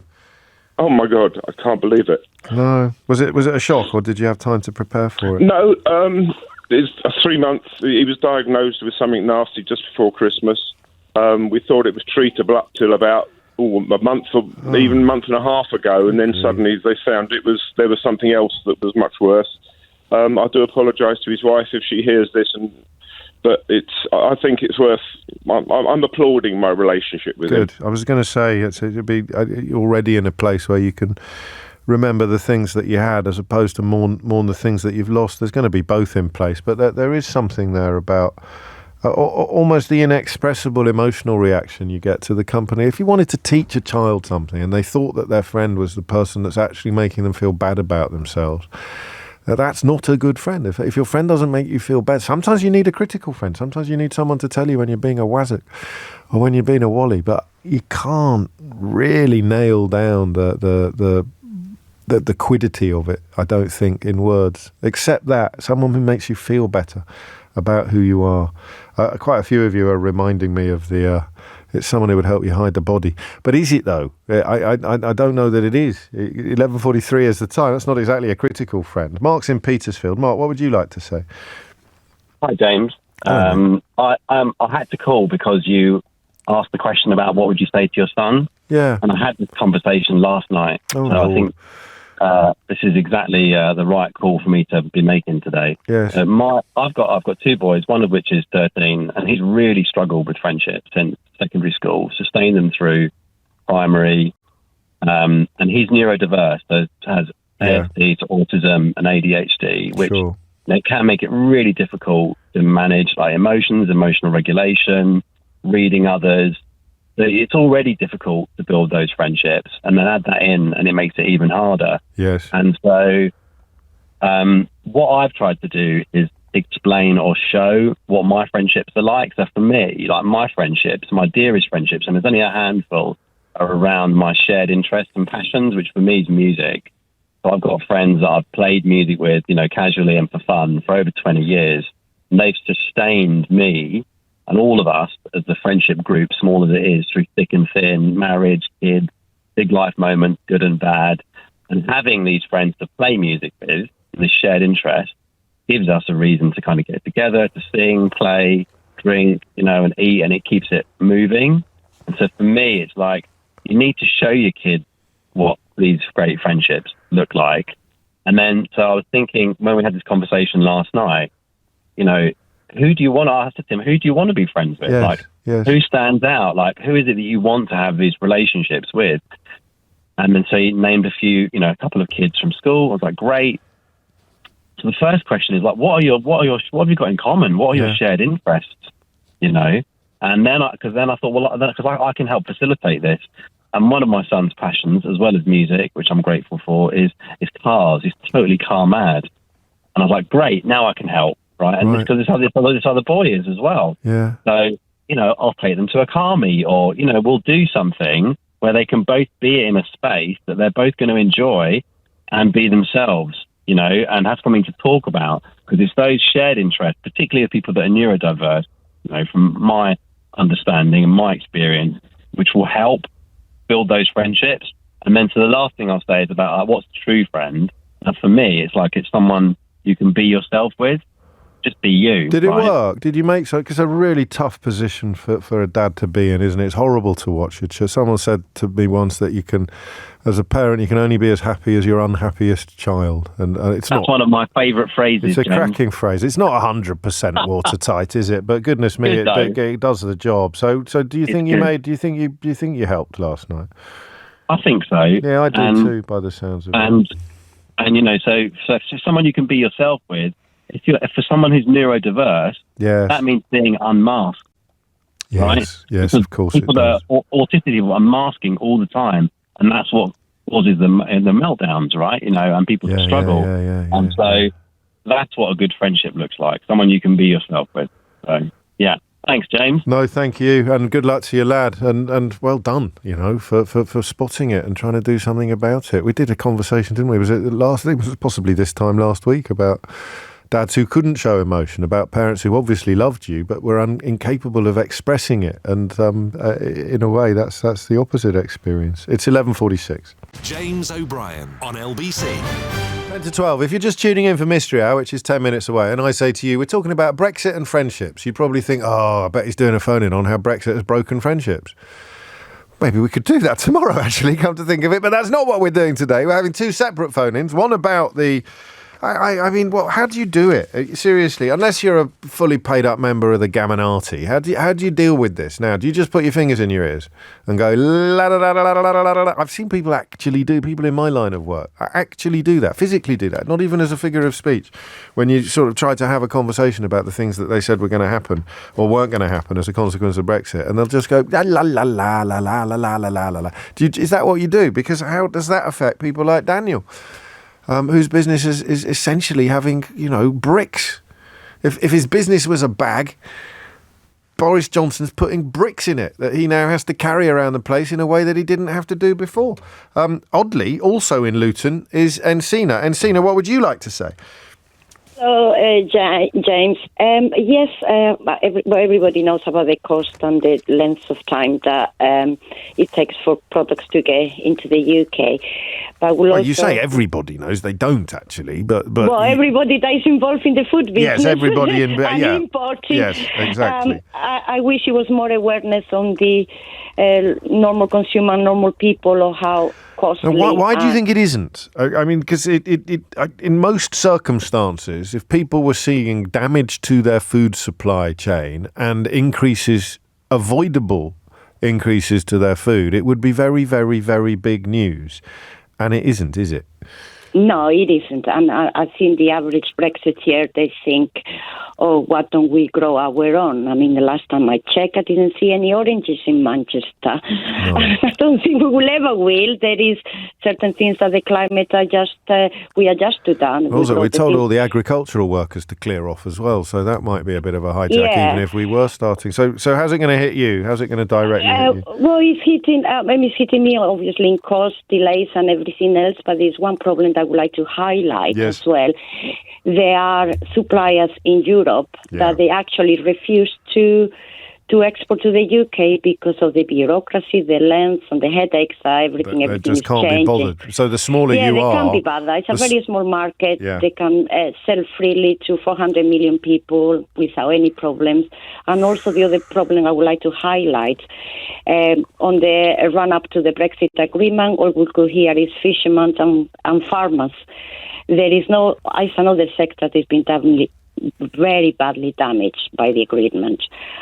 Farmers are going out of business. The fishermen cannot sell the fish to Europe, and the Europeans don't want to sell their food to us. So we are going to end up eating each other, aren't we? I mean, you and Daniel, in similar lines of work, different sort of imports, but both heavily affected by this new £2 billion self-imposed economic sanction that the experts reckon will actually, fuel higher inflation, which hurts almost everybody. It's almost hard to actually absorb the idiocy of it sometimes, isn't it? Because it's entirely... At the moment for me was the one that Daniel mentioned, Encina, when he said Jacob Rees-Mogg, who is a sort of totem pole of ignorant Brexit, the kind of where everything will be great and cheap shoes for pair. When even he, because Liz Truss gave him an important job, even he had to sort of briefly flirt with the truth and say, but if we did this, it would be an act of national self-harm. And you sort of go, but it's an inevitable consequence of the thing that you signed, the thing that you cheered, the thing that you did. And yet that level of dissonance is almost impossible to navigate. You know it's awful because you said so, but you don't realise that it's A, inevitable, and B, all your fault. What are you going to do? What are you going to do, business-wise? Business-wise, I'm actually trying to raise my voice, although we are a small business with, very good products that we buy, the all gourmet and multi-award winning products that we have. So the only thing we can do is just keep raising our voices and make people aware. And we're not getting anywhere. And to know that the next party in government, they are not going to do anything about it, because the only way to solve this problem is to join the customs union and the single market. And it's not in the hope that things get better. Or in the hope that you can survive the difficulties, the difficulties that are coming your way, and I don't know whether it's anybody else's problem, but I worry. I need to speak to people like Encina and Daniel, but they're not queuing around the block today. I've got friends in the sector, friends in the industry who've described to me the reality that both of them have described, especially that second bit. The smaller you are, the harder that hits. If you're asking your supplier to fill in a pound of paperwork in order to send you, 2 rounds of cheese for your deli, or a few crates of tomatoes for your greengrocers, or then they're just not going to bother. It's not worth their while. If they're sending you a lorry load, that's the mad thing. The same if you're sending a lorry load of cheese, one cheese, Gorgonzola. A lorry load of Gorgonzola to the UK, to one supplier, like a supermarket, it's worth your while filling in the paperwork. And it will cost you, I think, and I could be wrong about this, it will cost you the same as sending one pallet or even one piece. And, you know, that's on David Frost, who Boris Johnson put in the House of Lords for his negotiating genius. Back to friends and the question of what would we actually teach a child a good friend is. And we've made some progress on this. Nico's in Rustington in West Sussex. Nico, what would you like to say? Hi, James. Hello. Yeah, it's my daughter who actually taught me how to answer this question this Monday gone, if you can believe it. Yeah, it was really lovely. 2.5 years old, I go to pick her up at nursery, and I'm kind of obviously telling you the story in hindsight, having filled in all the gaps between since then. I go to pick her up at nursery, and she's got her arm around this boy who is in floods of tears. And, you know, I'm sort of looking, well, what's happening with the young kid? And she tells me, before the nursery staff have a chance to tell me, she says, Mummy and Daddy haven't come to pick him up. And I'm like, right, okay. I'm sure they can handle it. Honey, let's go home. She went, no, I have to stay with him. He's not happy. And filling in the gaps on the way back, she explained to me that he was sad because his parents were later than normal. And apparently she said to him, if they don't come, you can come home with us. We'll take care of you. And I just thought, you're 2.5, man. How are you that? How do you have that much developed empathy already? Good for you. Yeah. I don't know that you've taught. I mean, it'd be nice to think you'd taught that, but I do think it just sometimes either happens or it doesn't happen, doesn't it? Especially it's a nature-nurture thing, isn't it? I'd like to, exactly. in a proud way, I'd like to think I've had some impact on it, but I'm sure you have. The importance of things, the importance of other people's feelings. I don't know that you. Since Monday, I've just been told that he's been kind of following her around like a little personal bodyguard. I've actually just yesterday had a call from the kid's dad saying, hey, my kid's really become quite enamoured with your daughter. Can they have a play date on Saturday? Yes, sure. And there were loads of people there that could have stepped in, but it was your what a lovely credit to you. It's a lovely moment as a parent to see that your little girl is one of the good ones. Thank you, Nico. I enjoyed both of those conversations. So I don't know if we'll make a habit of going bi-topical, but sometimes it works.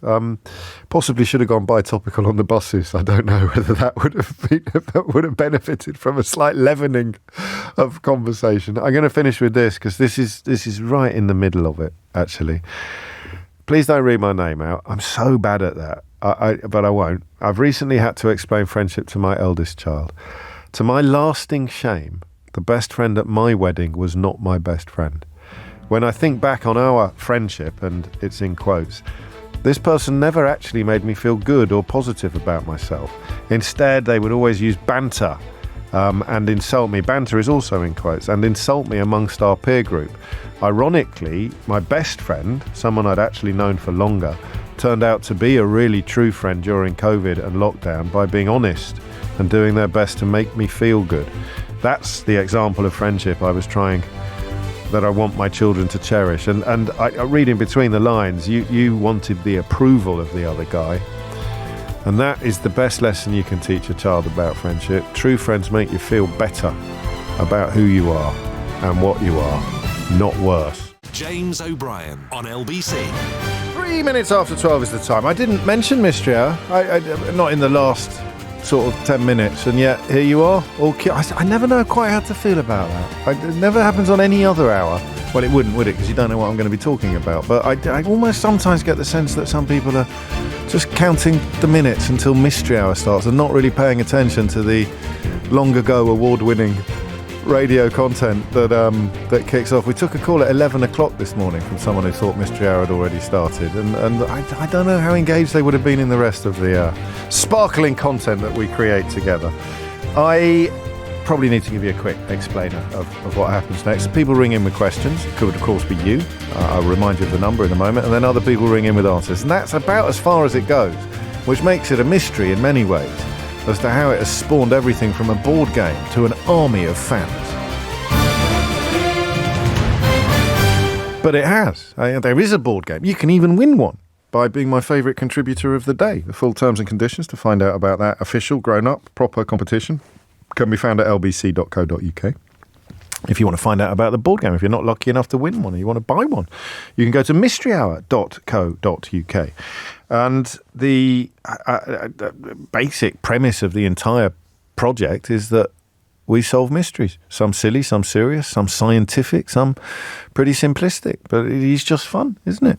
Should we just crack straight on? Have I done everything? I've done all the I've done all the housework. I've got nothing else to... The number, have I said the number? 03456060973? I mean, you should really know it by now. But if you don't give it out, you end up getting called by the same people every day. And that no one enjoys that. Vivian's in Cheltenham to start proceedings for today. Vivian, question or answer? Hello, question, please. Carry on, Vivian. Why have pheasants got a death wish? Why are they so stupid?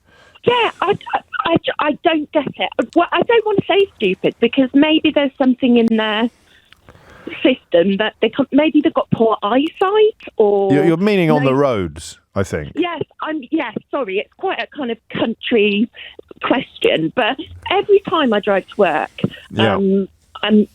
they've got a death wish, and I'm driving very carefully. I've got a colleague whose car was really badly damaged.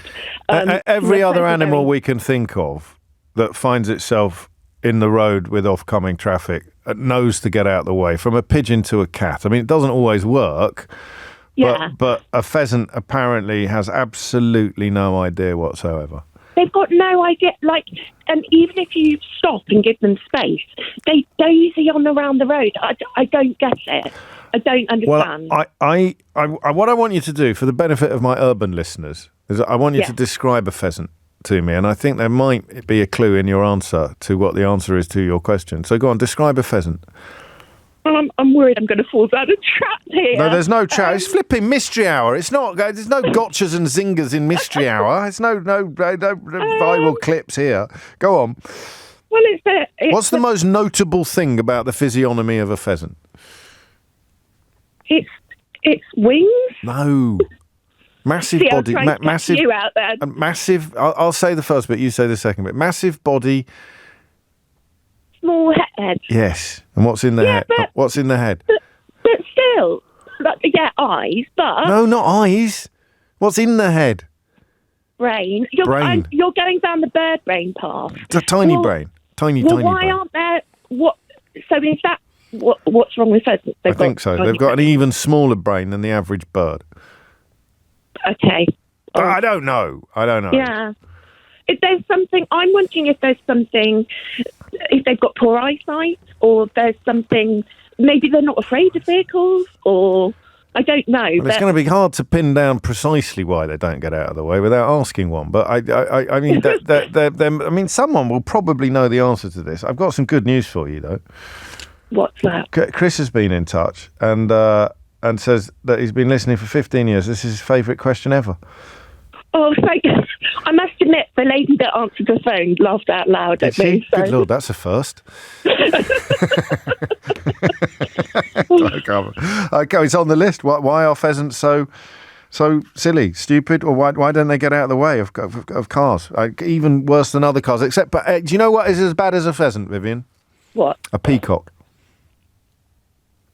Peacocks are as daft as brushes, I think. I mean, I don't want to open up a debate on it, but maybe they're similar. I don't know if they've got a similar genus, a similar background. But why are pheasants so stupid? 03456060973 in the context of roads and cars and the rest of it. Adil is in Horsham. Adil, question or answer? Question, please, James. Carry on. It's my daughter's question, really. It's her iPhone. She's got a Face ID on it, so obviously it unlocks to her face. Yeah. But every time her brother nicks her phone, he can unlock her phone with his face. Gosh. And she wants to know how this is happening. Obviously, it's picking up. The short answer is that they look similar. I know, but they're 15 months apart. So they're not twins. He's got blue eyes, she's got brown eyes. She's got long hair, he's got short. So I know they do look the same, but they don't look the same, if you know what I mean. No, I'd say, yeah. So are they really similar? I mean, notably similar, more similar than other siblings that you know. No, I don't know. It must be eyes apart. Well, so what we really want to know, what your girl wants to know, is how does it work? Because it's going to be looking at the distance, how far apart their eyes are, or the maps, plot points on there. That's it. That's really, and it must be really annoying. Does it work the other way around? Can she open his phone? No, you can't open his phone, can you?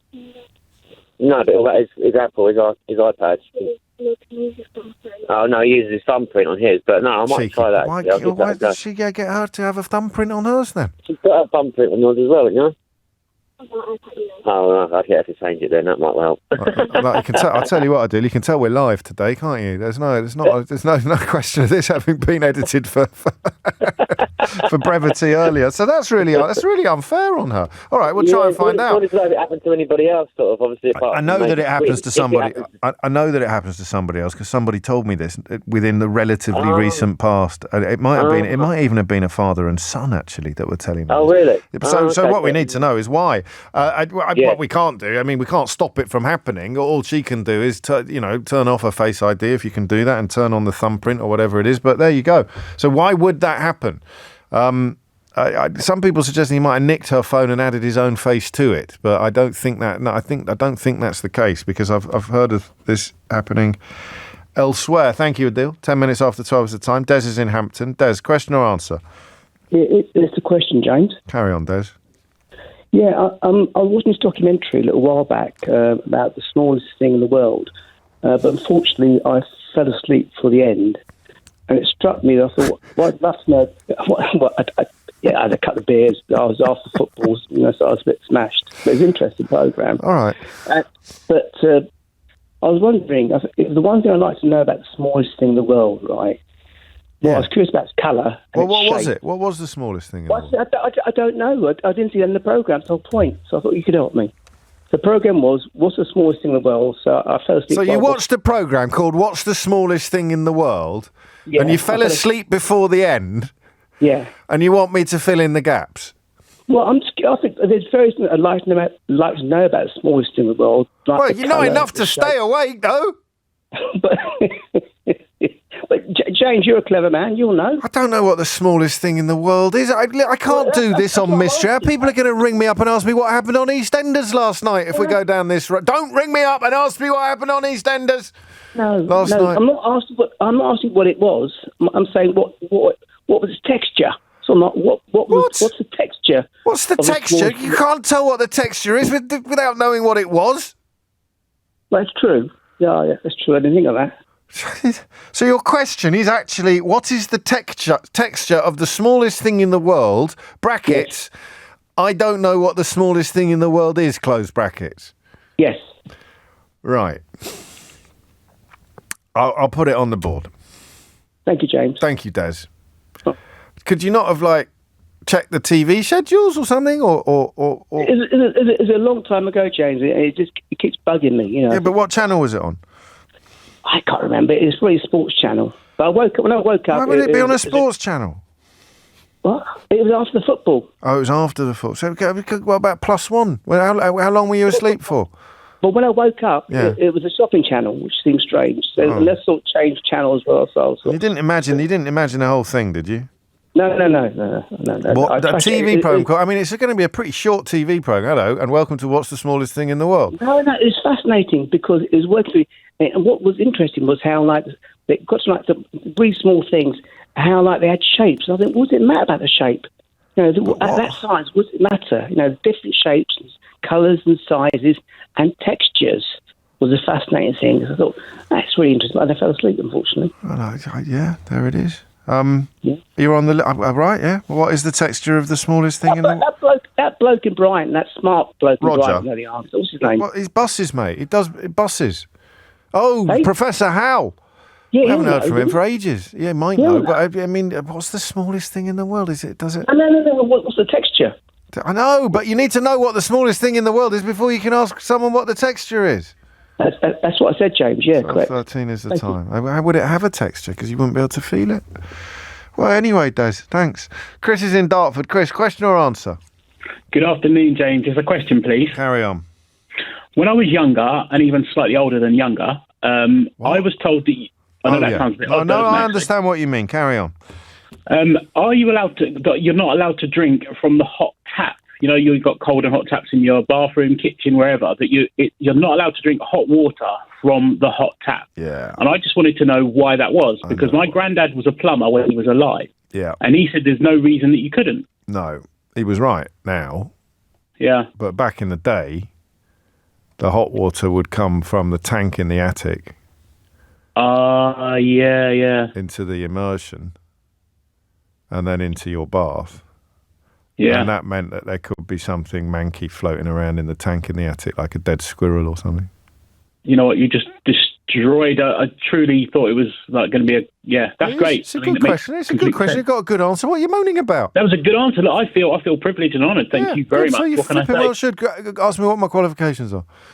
Okay, what are your qualifications? It's come up on Mystery Hour before. With unerring, actually, to be fair to you, with unerring regularity. Yeah. Or it might be because the water is not... No, that won't be it. That wouldn't be it. No, I think you were right the first time. Don't overstretch yourself. Yeah. No, thank you, Chris. That's that's what you need. You see, that's a little bit. Well, thank you very much. Well, Dave. thank you very much. A round of applause for me, please, Keith. Now I've got the fear. Now I've got the fear that we've done this before. I've answered it before, and we've had a steward's inquiry before, and it turned out I was wrong before. Oh well, only one way to find out. James O'Brien on LBC. It is 16 after 12. Apologies to Marchie. He says, finally a plumbing question and you already knew the answer. Well, I think I did. What's the texture of the small... Don't ask me, seriously. If you're just tuning in and you think this question sounds a little bit odd, then you don't know the half of it. What's the texture of the smallest thing in the world? And no, I don't know what the smallest thing in the world is. Why does Adil's daughter's Face ID let Adil's son open her phone? And why are pheasants so daft when it comes to, self-preservation on our roads? David is in Edgware. David, question or answer? Hi, James. I've got a very simple question for you. Well, often the people who think their questions are very simple turn out to be asking questions that aren't very simple at all, David. I thought you were going to say they turn out to be a bit simple. No, that would be rude. That would be rude. If you go to a supermarket, you can get tinned tuna in spring water, in brine, or in sunflower oil. This is true. They all cost the same. They do. How is that possible? Surely the oil is much more expensive. No, there's not enough of it to make a difference. The cost is incurred in the canning process, really, rather than in the preservative. Well, I thought the same per can. There's not that much in it, but when you're talking about the quantities that they're going to be making, you're going to have to bring in a hell of a lot of oil compared to a hell of a lot of water. Yeah, but what they will do is absorb that across all three options. You see. Right. So they're just making a little bit less on the one with the oil and a little bit more on the one with the water. Why not just even it out and people will pay 5p extra for a tin with the oil, which surely everyone thinks is much nicer anyway. Well, it's less good for you though, isn't it? That's true. That's true. Yeah. I mean, you're only really allowed one question. Yes, that's right. And to be honest, I've just invented. Why are they the same? Well, I've just answered that. I've answered that question because any disparity in cost is so negligible that they even it out across the varieties. Right. Why do you sound all sceptical like that?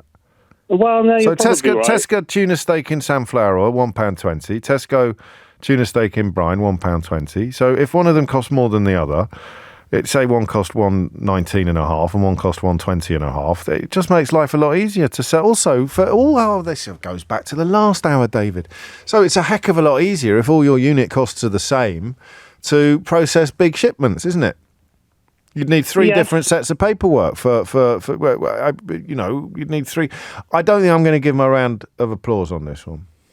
You're probably right. It's just something that just occurred to me. I mean, I haven't proved it beyond reasonable doubt. I haven't proved it beyond reasonable doubt. I was going to ask you what's the texture of the biggest thing in the world, but I didn't think I'd get through that. The biggest thing in the world is, I don't know. David, you're okay. Why do different types of tuna cost the same? I just had another one of those moments where I imagine someone's radio coming on at just that moment and thinking, I think I might just see what's on Classic FM.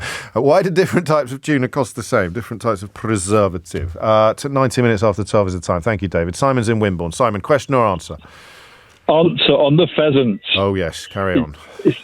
I believe it's because they're bred in captivity, so they don't learn off their parents. They're taken away when they're little chicks, bred by dealers, and 40 million of them are released each year for the shooting industry. So, I mean, they're literally unable to develop life skills, Simon. Exactly. Because if they and you wouldn't want them to, because if they did, the last thing they'd do is ever take off in the vicinity of a shoot.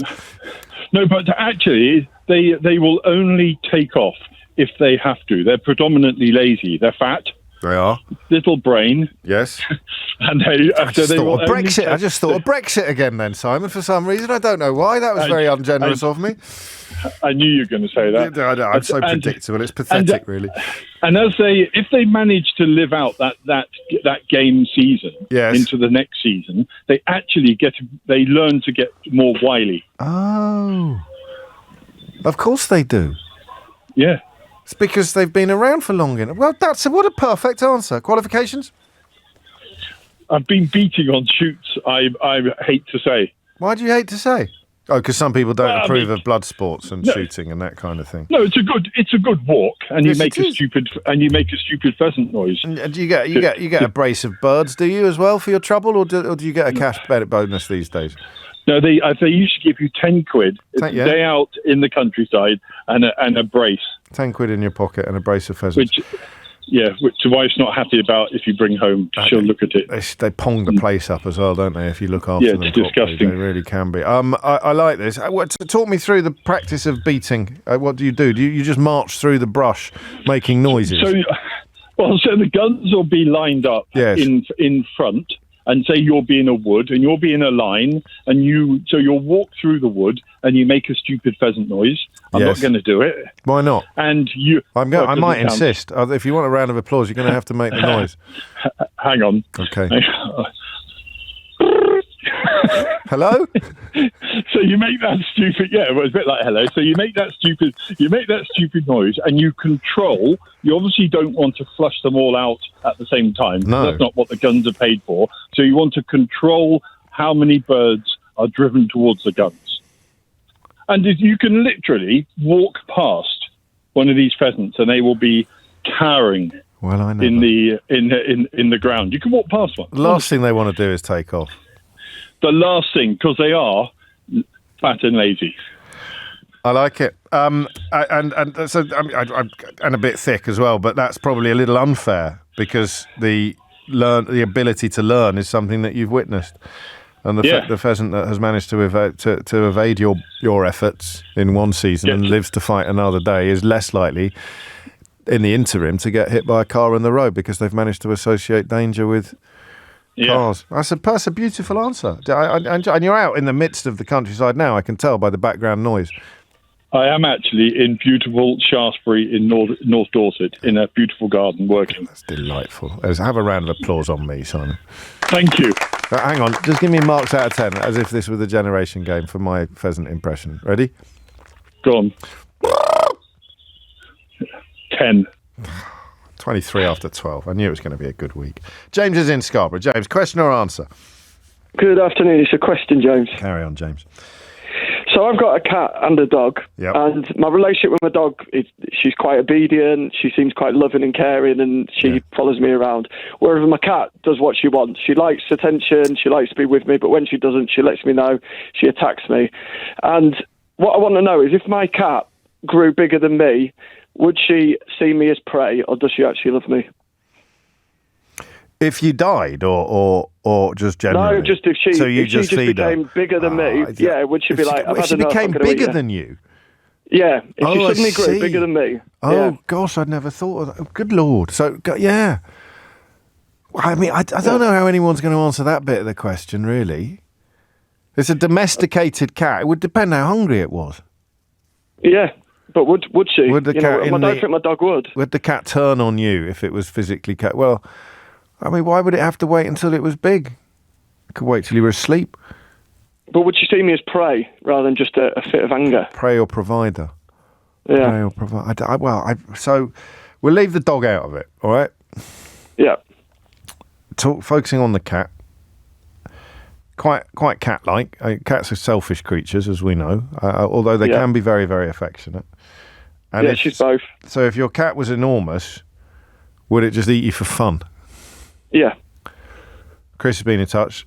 I don't know how helpful this is, Chris. She says, imagine a lion, James. But a lion's not domesticated, is it? So would a domesticated cat How the hell is anyone ever going to answer this question? I don't know. Nor do I. It's just something I thought about walking along. So. Well, you would. I mean, that's the problem with thinking, isn't it? You never know where it's going to take you next. Yeah. So if James's cat grew to leonine, there's a nice word for you. If James's cat grew to leonine proportions, would it kill him for fun and or food? Yeah. 0345 6060 973. And I don't want to go down the road of what would happen if he passed away, Evie, please. So please withdraw that text. Martin's in Knaresborough in North Yorkshire. Martin, question or answer? It's a question, please, James. Carry on. Quiz shows. Yes. Now, let's use the hardest one ever, Mastermind. Only the best people win it. Thank you, Martin. How do they ensure... How kind of you to bring that up. Cheers. Right, to be fair... How do they have... Go on, carry on. I was going to say, how do they ensure on the specialist rounds that each person has questions which are equally hard? I.e., if one person has a specialist round on the Spice Girls... Yeah. And if the next person has a question on Roman gods, how do they know that the questions they're going to ask are as hard? That's a really good question. I thought you were going to ask a different question, which I wouldn't have been able to have a crack at. But I think I know. I just need to... Can you give me like 10 seconds just to have a think about whether or not I'm going to be betraying any confidences by trying to answer it from my own personal experience as a winner by some distance of Celebrity Mastermind? Obviously, yes. You should have mentioned that. Yeah. Well, I don't like to boast. So I think it's part of the production process. So there will be a specific producer assigned to each specialist subject. Yeah. And they will consult a variety of references. Everyone's listening in the garden today, aren't they? You're in the garden as well, I think. I'm indeed, yes. Yeah, grass cutting. Quite jealous. And they will be assigned a specialist subject and have research. And then... I think it's just... I'm not going to take a round of applause for this. I think it's just a combination of experience and collegiality. They will then gather and try and ensure that the questions are of comparable difficulty. But that's not going to work, is it? We need to hear from someone who's done it. And I've got at least 4 in my inbox, but that's not how Mystery Hour works. No. Yeah, you're on. It's a great question. But it does work, doesn't it? You very, very rarely watch it, even when someone has chosen a pop culture subject or a subject that you're not going to be able to study a degree in. They do often get questions that you think are really hard. For me, they're all hard, James. So, well, you're on the list. Quizzes. How do they make sure that the questions on Mastermind are of equal difficulty when the... I mean, actually, thinking about it, do you know Shaparat Khorsandi? Do you know Shapi Khorsandi, the comedian and author? She's a really lovely woman. Yes. I think her questions were harder than mine when we did Mastermind together. Of course, she chose Asterix, and that's just full of made-up words. Oh, I thought you meant the little signs when you do writing, not those. No, that would be a really difficult... I mean, goodness knows how you'd get 10 questions on asterisks. So she chose Asterix, the Gaul, as in Obelix and Getafix. But so many of the questions that Clive Myrie asked her were questions about what a character in one of the Uderzo books was called Who Did a Thing. And how you remember that is very different from how you remember a word that is in common parlance. Well, my specialist subject was the books of... J.D. Salinger, so there's character names in that, but they've got real names. They haven't got made-up names. Yeah, they're called things like, Buddy or Holden.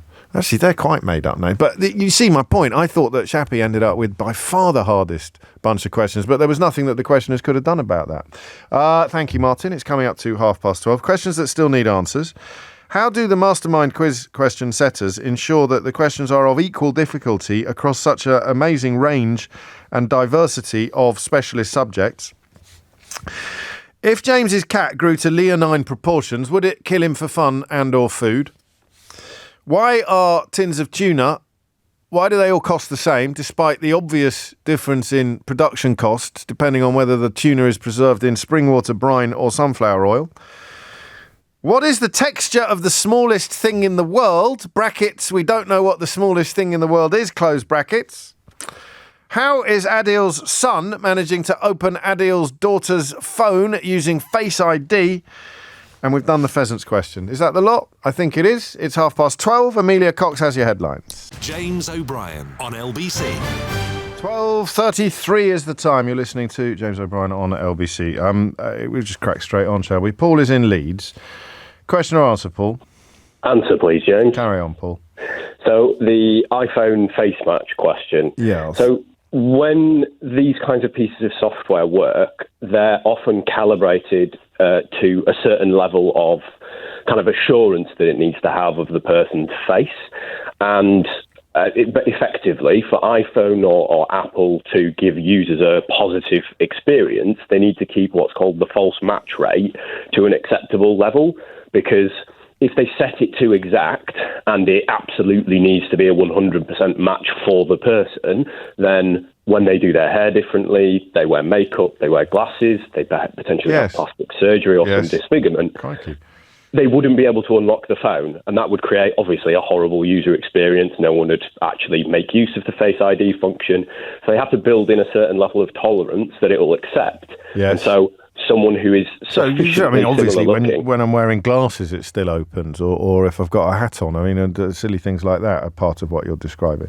Exactly, yes. And so if someone looks sufficiently similar to another person, in this case siblings, their facial and kind of skeletal structure is probably roughly similar enough that they're edging in under that line of what they will or won't And it wouldn't accept. necessarily work the other way?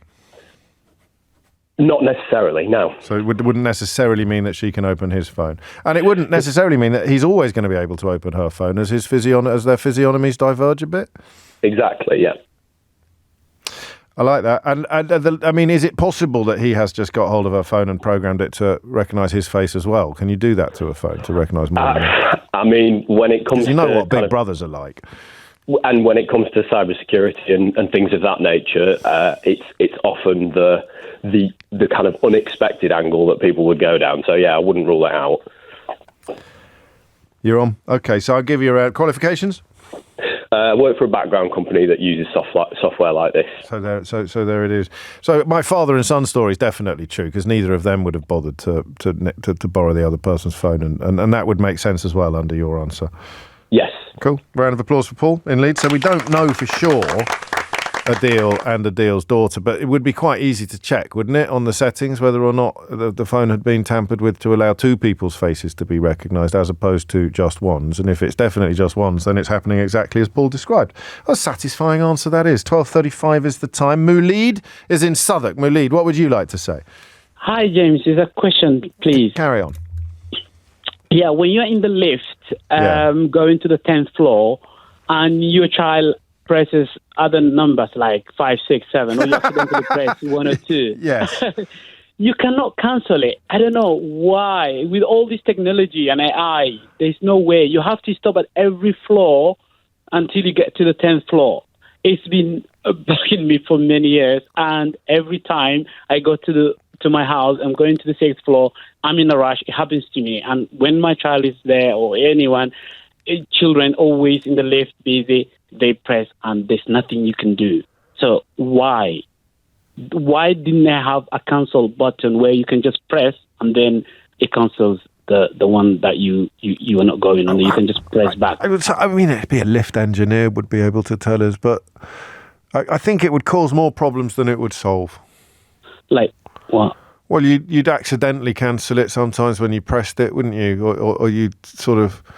It would cost it doesn't happen often enough to justify the added cost of introducing some sort of cancel function on the It happens a lot, James. I can guarantee you that, because there's, especially children, when they're in the lift, they always love to play with it and press it. And you, even if you rush into the toilet, you have to wait. It's so painful.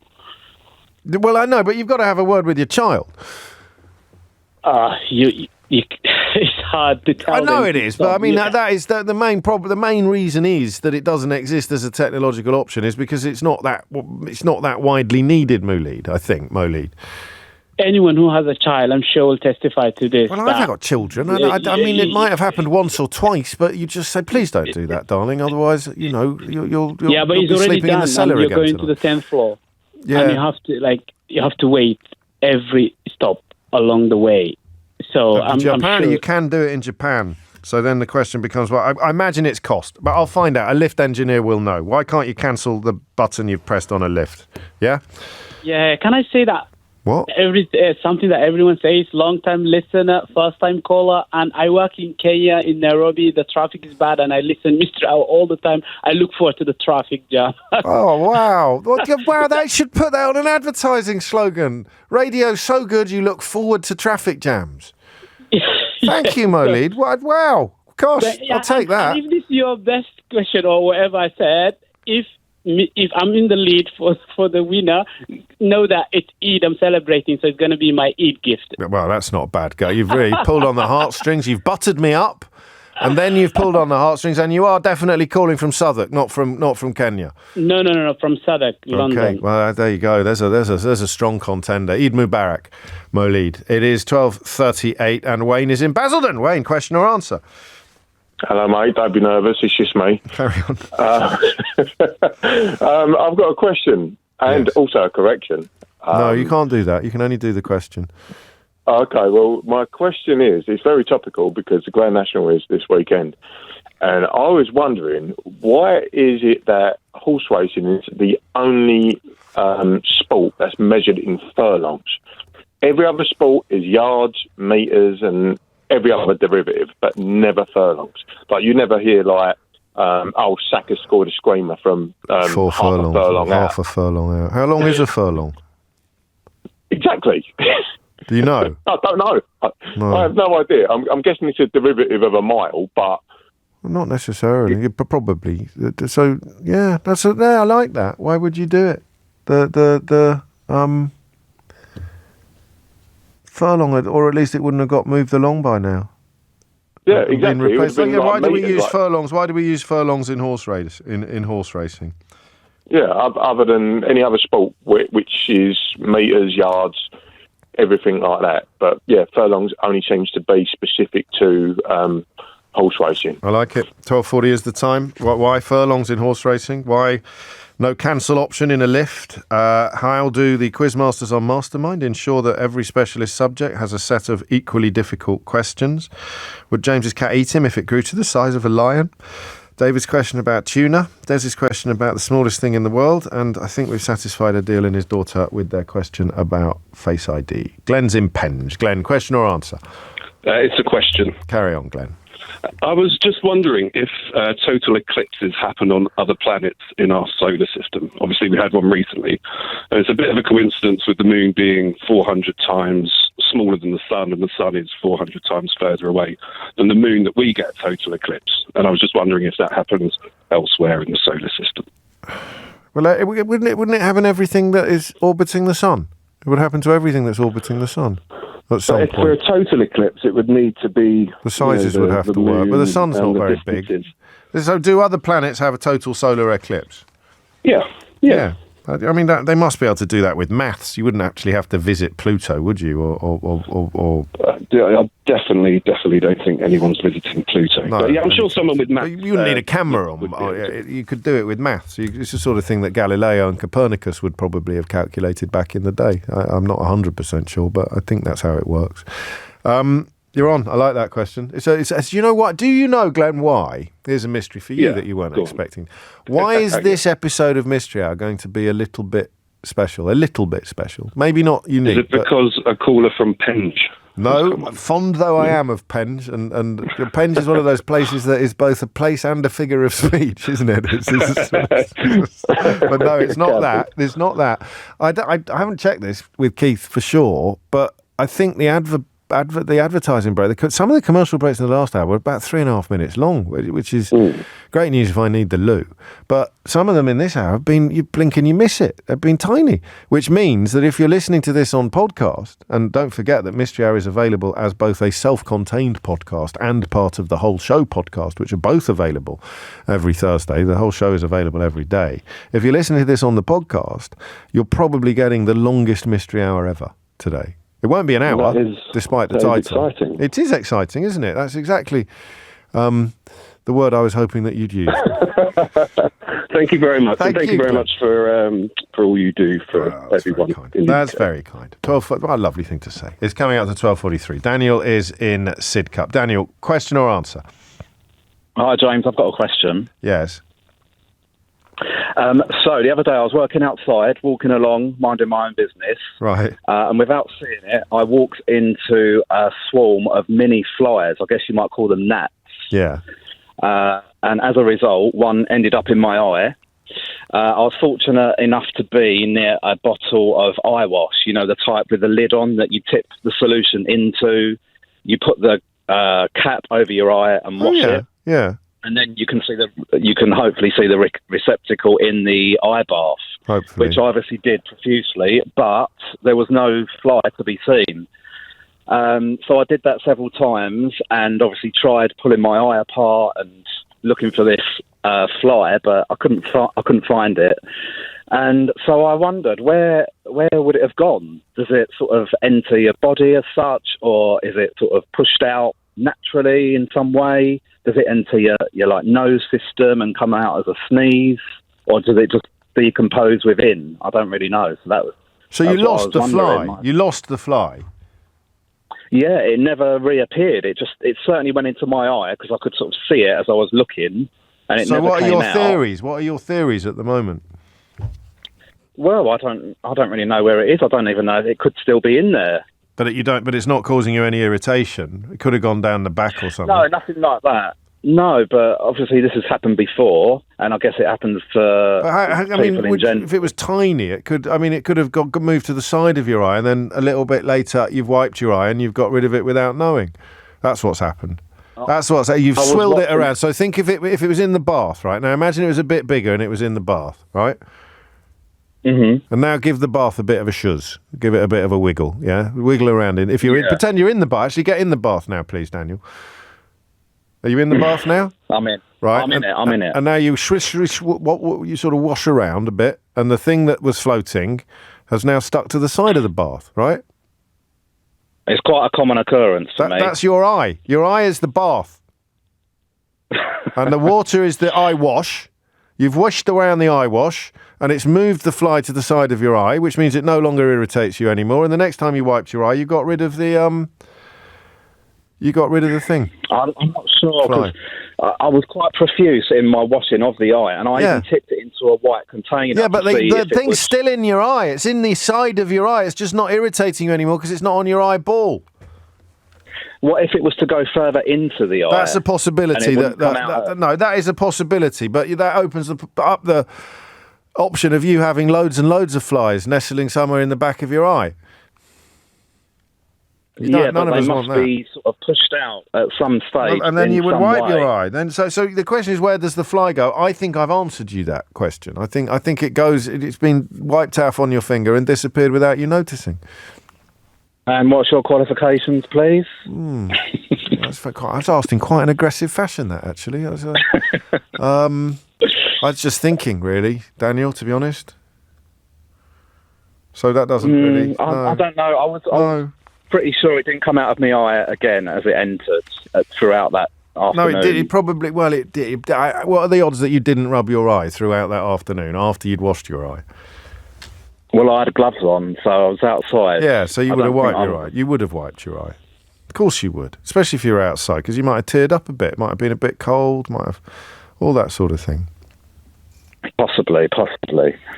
All right, I'll put it on the list. 0345 6060 973 is the I don't know is the answer to Adam's question. He says, who on earth is going to answer this? Jeff Goldblum. It's 12:46. James O'Brien on LBC. Tell Adam he's got a Venus eye trap. It doesn't quite work, but it's good. I like it. Back to Mystery Hour. Lucy's in Etchingham. We've got to crack on, actually. Question or answer, Lucy? It's an answer, James. Splendid. Carry on. Furlong. So it comes from medieval times when you used to plough a field and it was one furrow long. So because agricultural times, they had their fields in strips. And obviously you'd pull your plough with your horse. So that was a furlong, and that's why it's only used in horse racing. And the question of why is it still used in horse racing is, immaterial, really, because it just is. Everyone's happy with the system as it is, so there's really no need to change it. So it goes back to ploughing. That's it, exactly. So it comes from furrow long. A furrow long. Yeah. So it wouldn't have had a specific distance attached to it originally, because it would have depended on the size of the field, wouldn't it, or not? Yeah, well, yeah, essentially. It was to do with if you had around about an acre of land, and it would be split into strips. So it would be the furrow length of up to, however long it would take to do your strip of an acre. Qualifications? I'm an equine and military historian. That'll do nicely. Round of applause for Lucy, please. I saw, bizarrely, having an equine and military historian on the show today, I saw the who are the ones in the metal hats, the metal helmets, the horse soldiers in the metal helmets that I would have seen coming up the Mall today. It could have been any of the kind of household regiments. I'm not sure who's out today. Yeah, it's incredible when you see it. Why do some of them wear the full regalia hat and some of them just have what looks like a normal riding hat on? Do you know? Yeah, it just goes back to obviously what their previous roles were in their sort of history, and a lot of it's obviously just ceremonial gear that they wear now, obviously. Our final question. There was a fella in the carriage who looked just like a normal squaddy. He wasn't in fancy clothes at all. Is that just like he's just done something good? It's a little prize he's won, or it was all on his own in the carriage that would ordinarily contain a member of the royal family, and he was just chilling. I don't know, just having a nice ride. Yeah, he was seriously. He's like, just sitting back. He might as well have had a sort of Starbucks with him for all the casualness he was displaying as he lay back in the carriage. That's just because they want someone in it, because otherwise the horses aren't doing a proper job. I don't know. Well, I guess they're just doing some drill and practicing for something. That's a lovely insight. Thank you. And it's a very special thing. I saw two things this morning. I saw that, and I don't know which. What the lifeguards wear busbies, don't they, Lucy? Yes. So yeah, Blues and Royals, would it be? I don't know. What potentially, yeah. What was James Blunt in? What was James Blunt in? Can you remember what James Blunt was in? I'm not a James Blunt historian, so I'm not entirely sure. Well, you say that, but he is obviously he's not a horse, but he's a former soldier, so it cuts across slightly.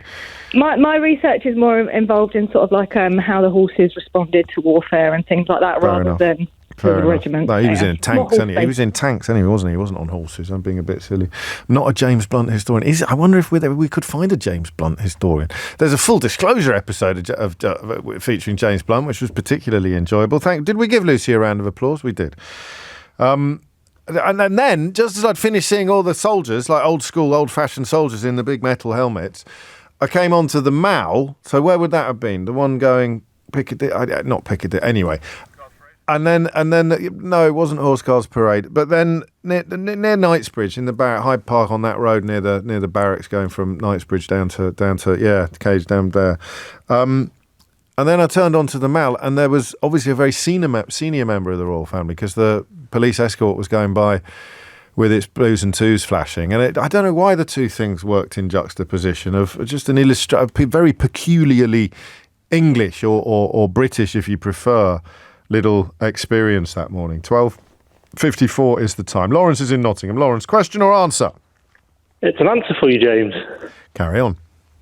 I've been waiting for this moment all my life. Go on then. So it's to the list question. You can come at this from multiple ways, really, but it would either be settings related or age related. Yes. So a modern lift would probably have that facility in it. Oh, really? I've never come across one in this country. So it wouldn't be unusual if you're in a new lift and if you press the button you've already pressed, it goes off. Yes. That can exist. And the questioner was coming at it from his child pressing all of the buttons. That is correct. There's a setting called anti-nuisance, which for some reason a lot of the time isn't turned on. But what that does is if 50% of the calls have been pressed, the system will go, obviously there isn't 15 people in the lift, and it just cancels all of them. Oh, really? So if that would be turned on and your child pressed, 6 out of 10 calls, all the calls would be cancelled, and that would be it. And for some reason, a lot of the time, people don't turn it on. Which, there you go, adds to the annoyance. But it does, and it would be the cost.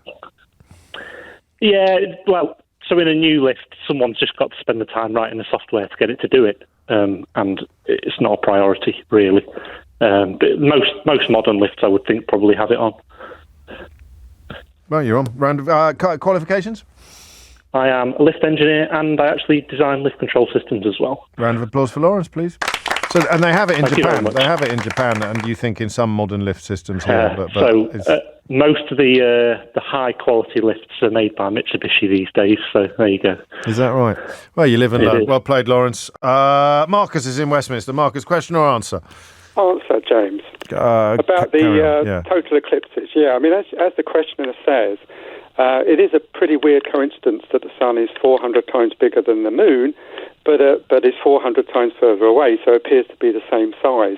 And that has not been the case for most of the history of the Earth, because the moon is moving away from the Earth for about 4 centimetres a year. So in the past, it was nearer the Earth, and in the future it will be further away. So we can only see total eclipses for about 5% of the history of the Earth, so we're quite lucky to be around. As for the rest of the solar system, probably you could see a total eclipse because there are hundreds of other moons, but they tend to be around the gas giant planets like Saturn and Jupiter and Neptune and Uranus. They don't actually have surfaces, so I don't know, their moons could blot out the sun, but you couldn't actually, they don't have proper solid surfaces. But they might, they've got so many moons, you could probably see a total eclipse from the surface of one of their moons, seeing another moon in front of the... So the it's sun. definitely not unique. It's definitely not unique to Earth, then. It's not unique, but it's quite rare. I mean, the really rare thing is that the moon is so big, because all the other moons in the solar system are tiny compared to their planet. But our moon is a quarter the size of the Earth. I mean, we're effectively a double planet. And having that big moon has been really crucial for us being here, because it's stabilised the Earth's spin. So, the Earth spins like a top. If it ever tips over, the moon's gravity pulls it back. So it's stabilised the spin, kept the climate pretty stable for life over billions of years. Of course, it creates the tides. So, the margins of the continents become dry twice a day, and that causes stranded sea creatures that then move onto the land. So really, we've got this incredibly unusual moon that is really large compared to its planet, and it's crucial to life on Earth to have this large moon. But it seems to be quite rare because there's nothing like it elsewhere in the solar system, which means it could have implications for how common life is in the universe, because if you need a big moon like ours, and they are quite rare, it could mean that other life is rare. Well, flipping out, you covered a lot of ground there. What are your qualifications? Pardon? What are your qualifications? I used to be a radio astronomer at the California Institute of Technology in Pasadena. Blimey. How many of those are there? What? Radio astronomers? In the world? I don't know, maybe a few hundred, something like that. But that was a long time ago. I now write popular science books. And if I could, James, I'm going to be giving a talk at the Edinburgh Science Festival tomorrow at 8 o'clock in the evening at the National Museum of Science. Where is it again, Marcus? Scotland. National Museum of Scotland in Edinburgh. In Edinburgh, 8 o'clock tomorrow. What's it called? What's it about? I wrote a book called The One Thing You Need to Know. So it's basically the one thing you need to know to understand relativity, evolution. No, that'll do. I mean, you've taken quite rightly, helped yourself to a free advert, so it's crossed you off the Ray Liotta considered. Marcus Chown, of course, whose books include not just The One Thing You Need to Know, but also The Ascent of Gravity, Infinity in the Palm of Your Hand, and How I Garnered Several Rounds of Applause on James O'Brien's Mystery Hour. That's my favourite of his books. I'm going to give it to Moody, aren't I? Moody, the guy that asked the lift question, because I liked his shamelessness. I thought he managed to combine charm with shamelessness in a very winning fashion, which in many ways makes him a man after my own heart. That's it from me for today. If you missed any of today's show, then you can catch up on Global Player, where you can also, of course, rewind and pause live radio. Download it now for free from your app store, or head to globalplayer.com. Coming up at 4, it's Tom Swarbrick, but now it's time for Sheila Fogarty. James O'Brien on LBC.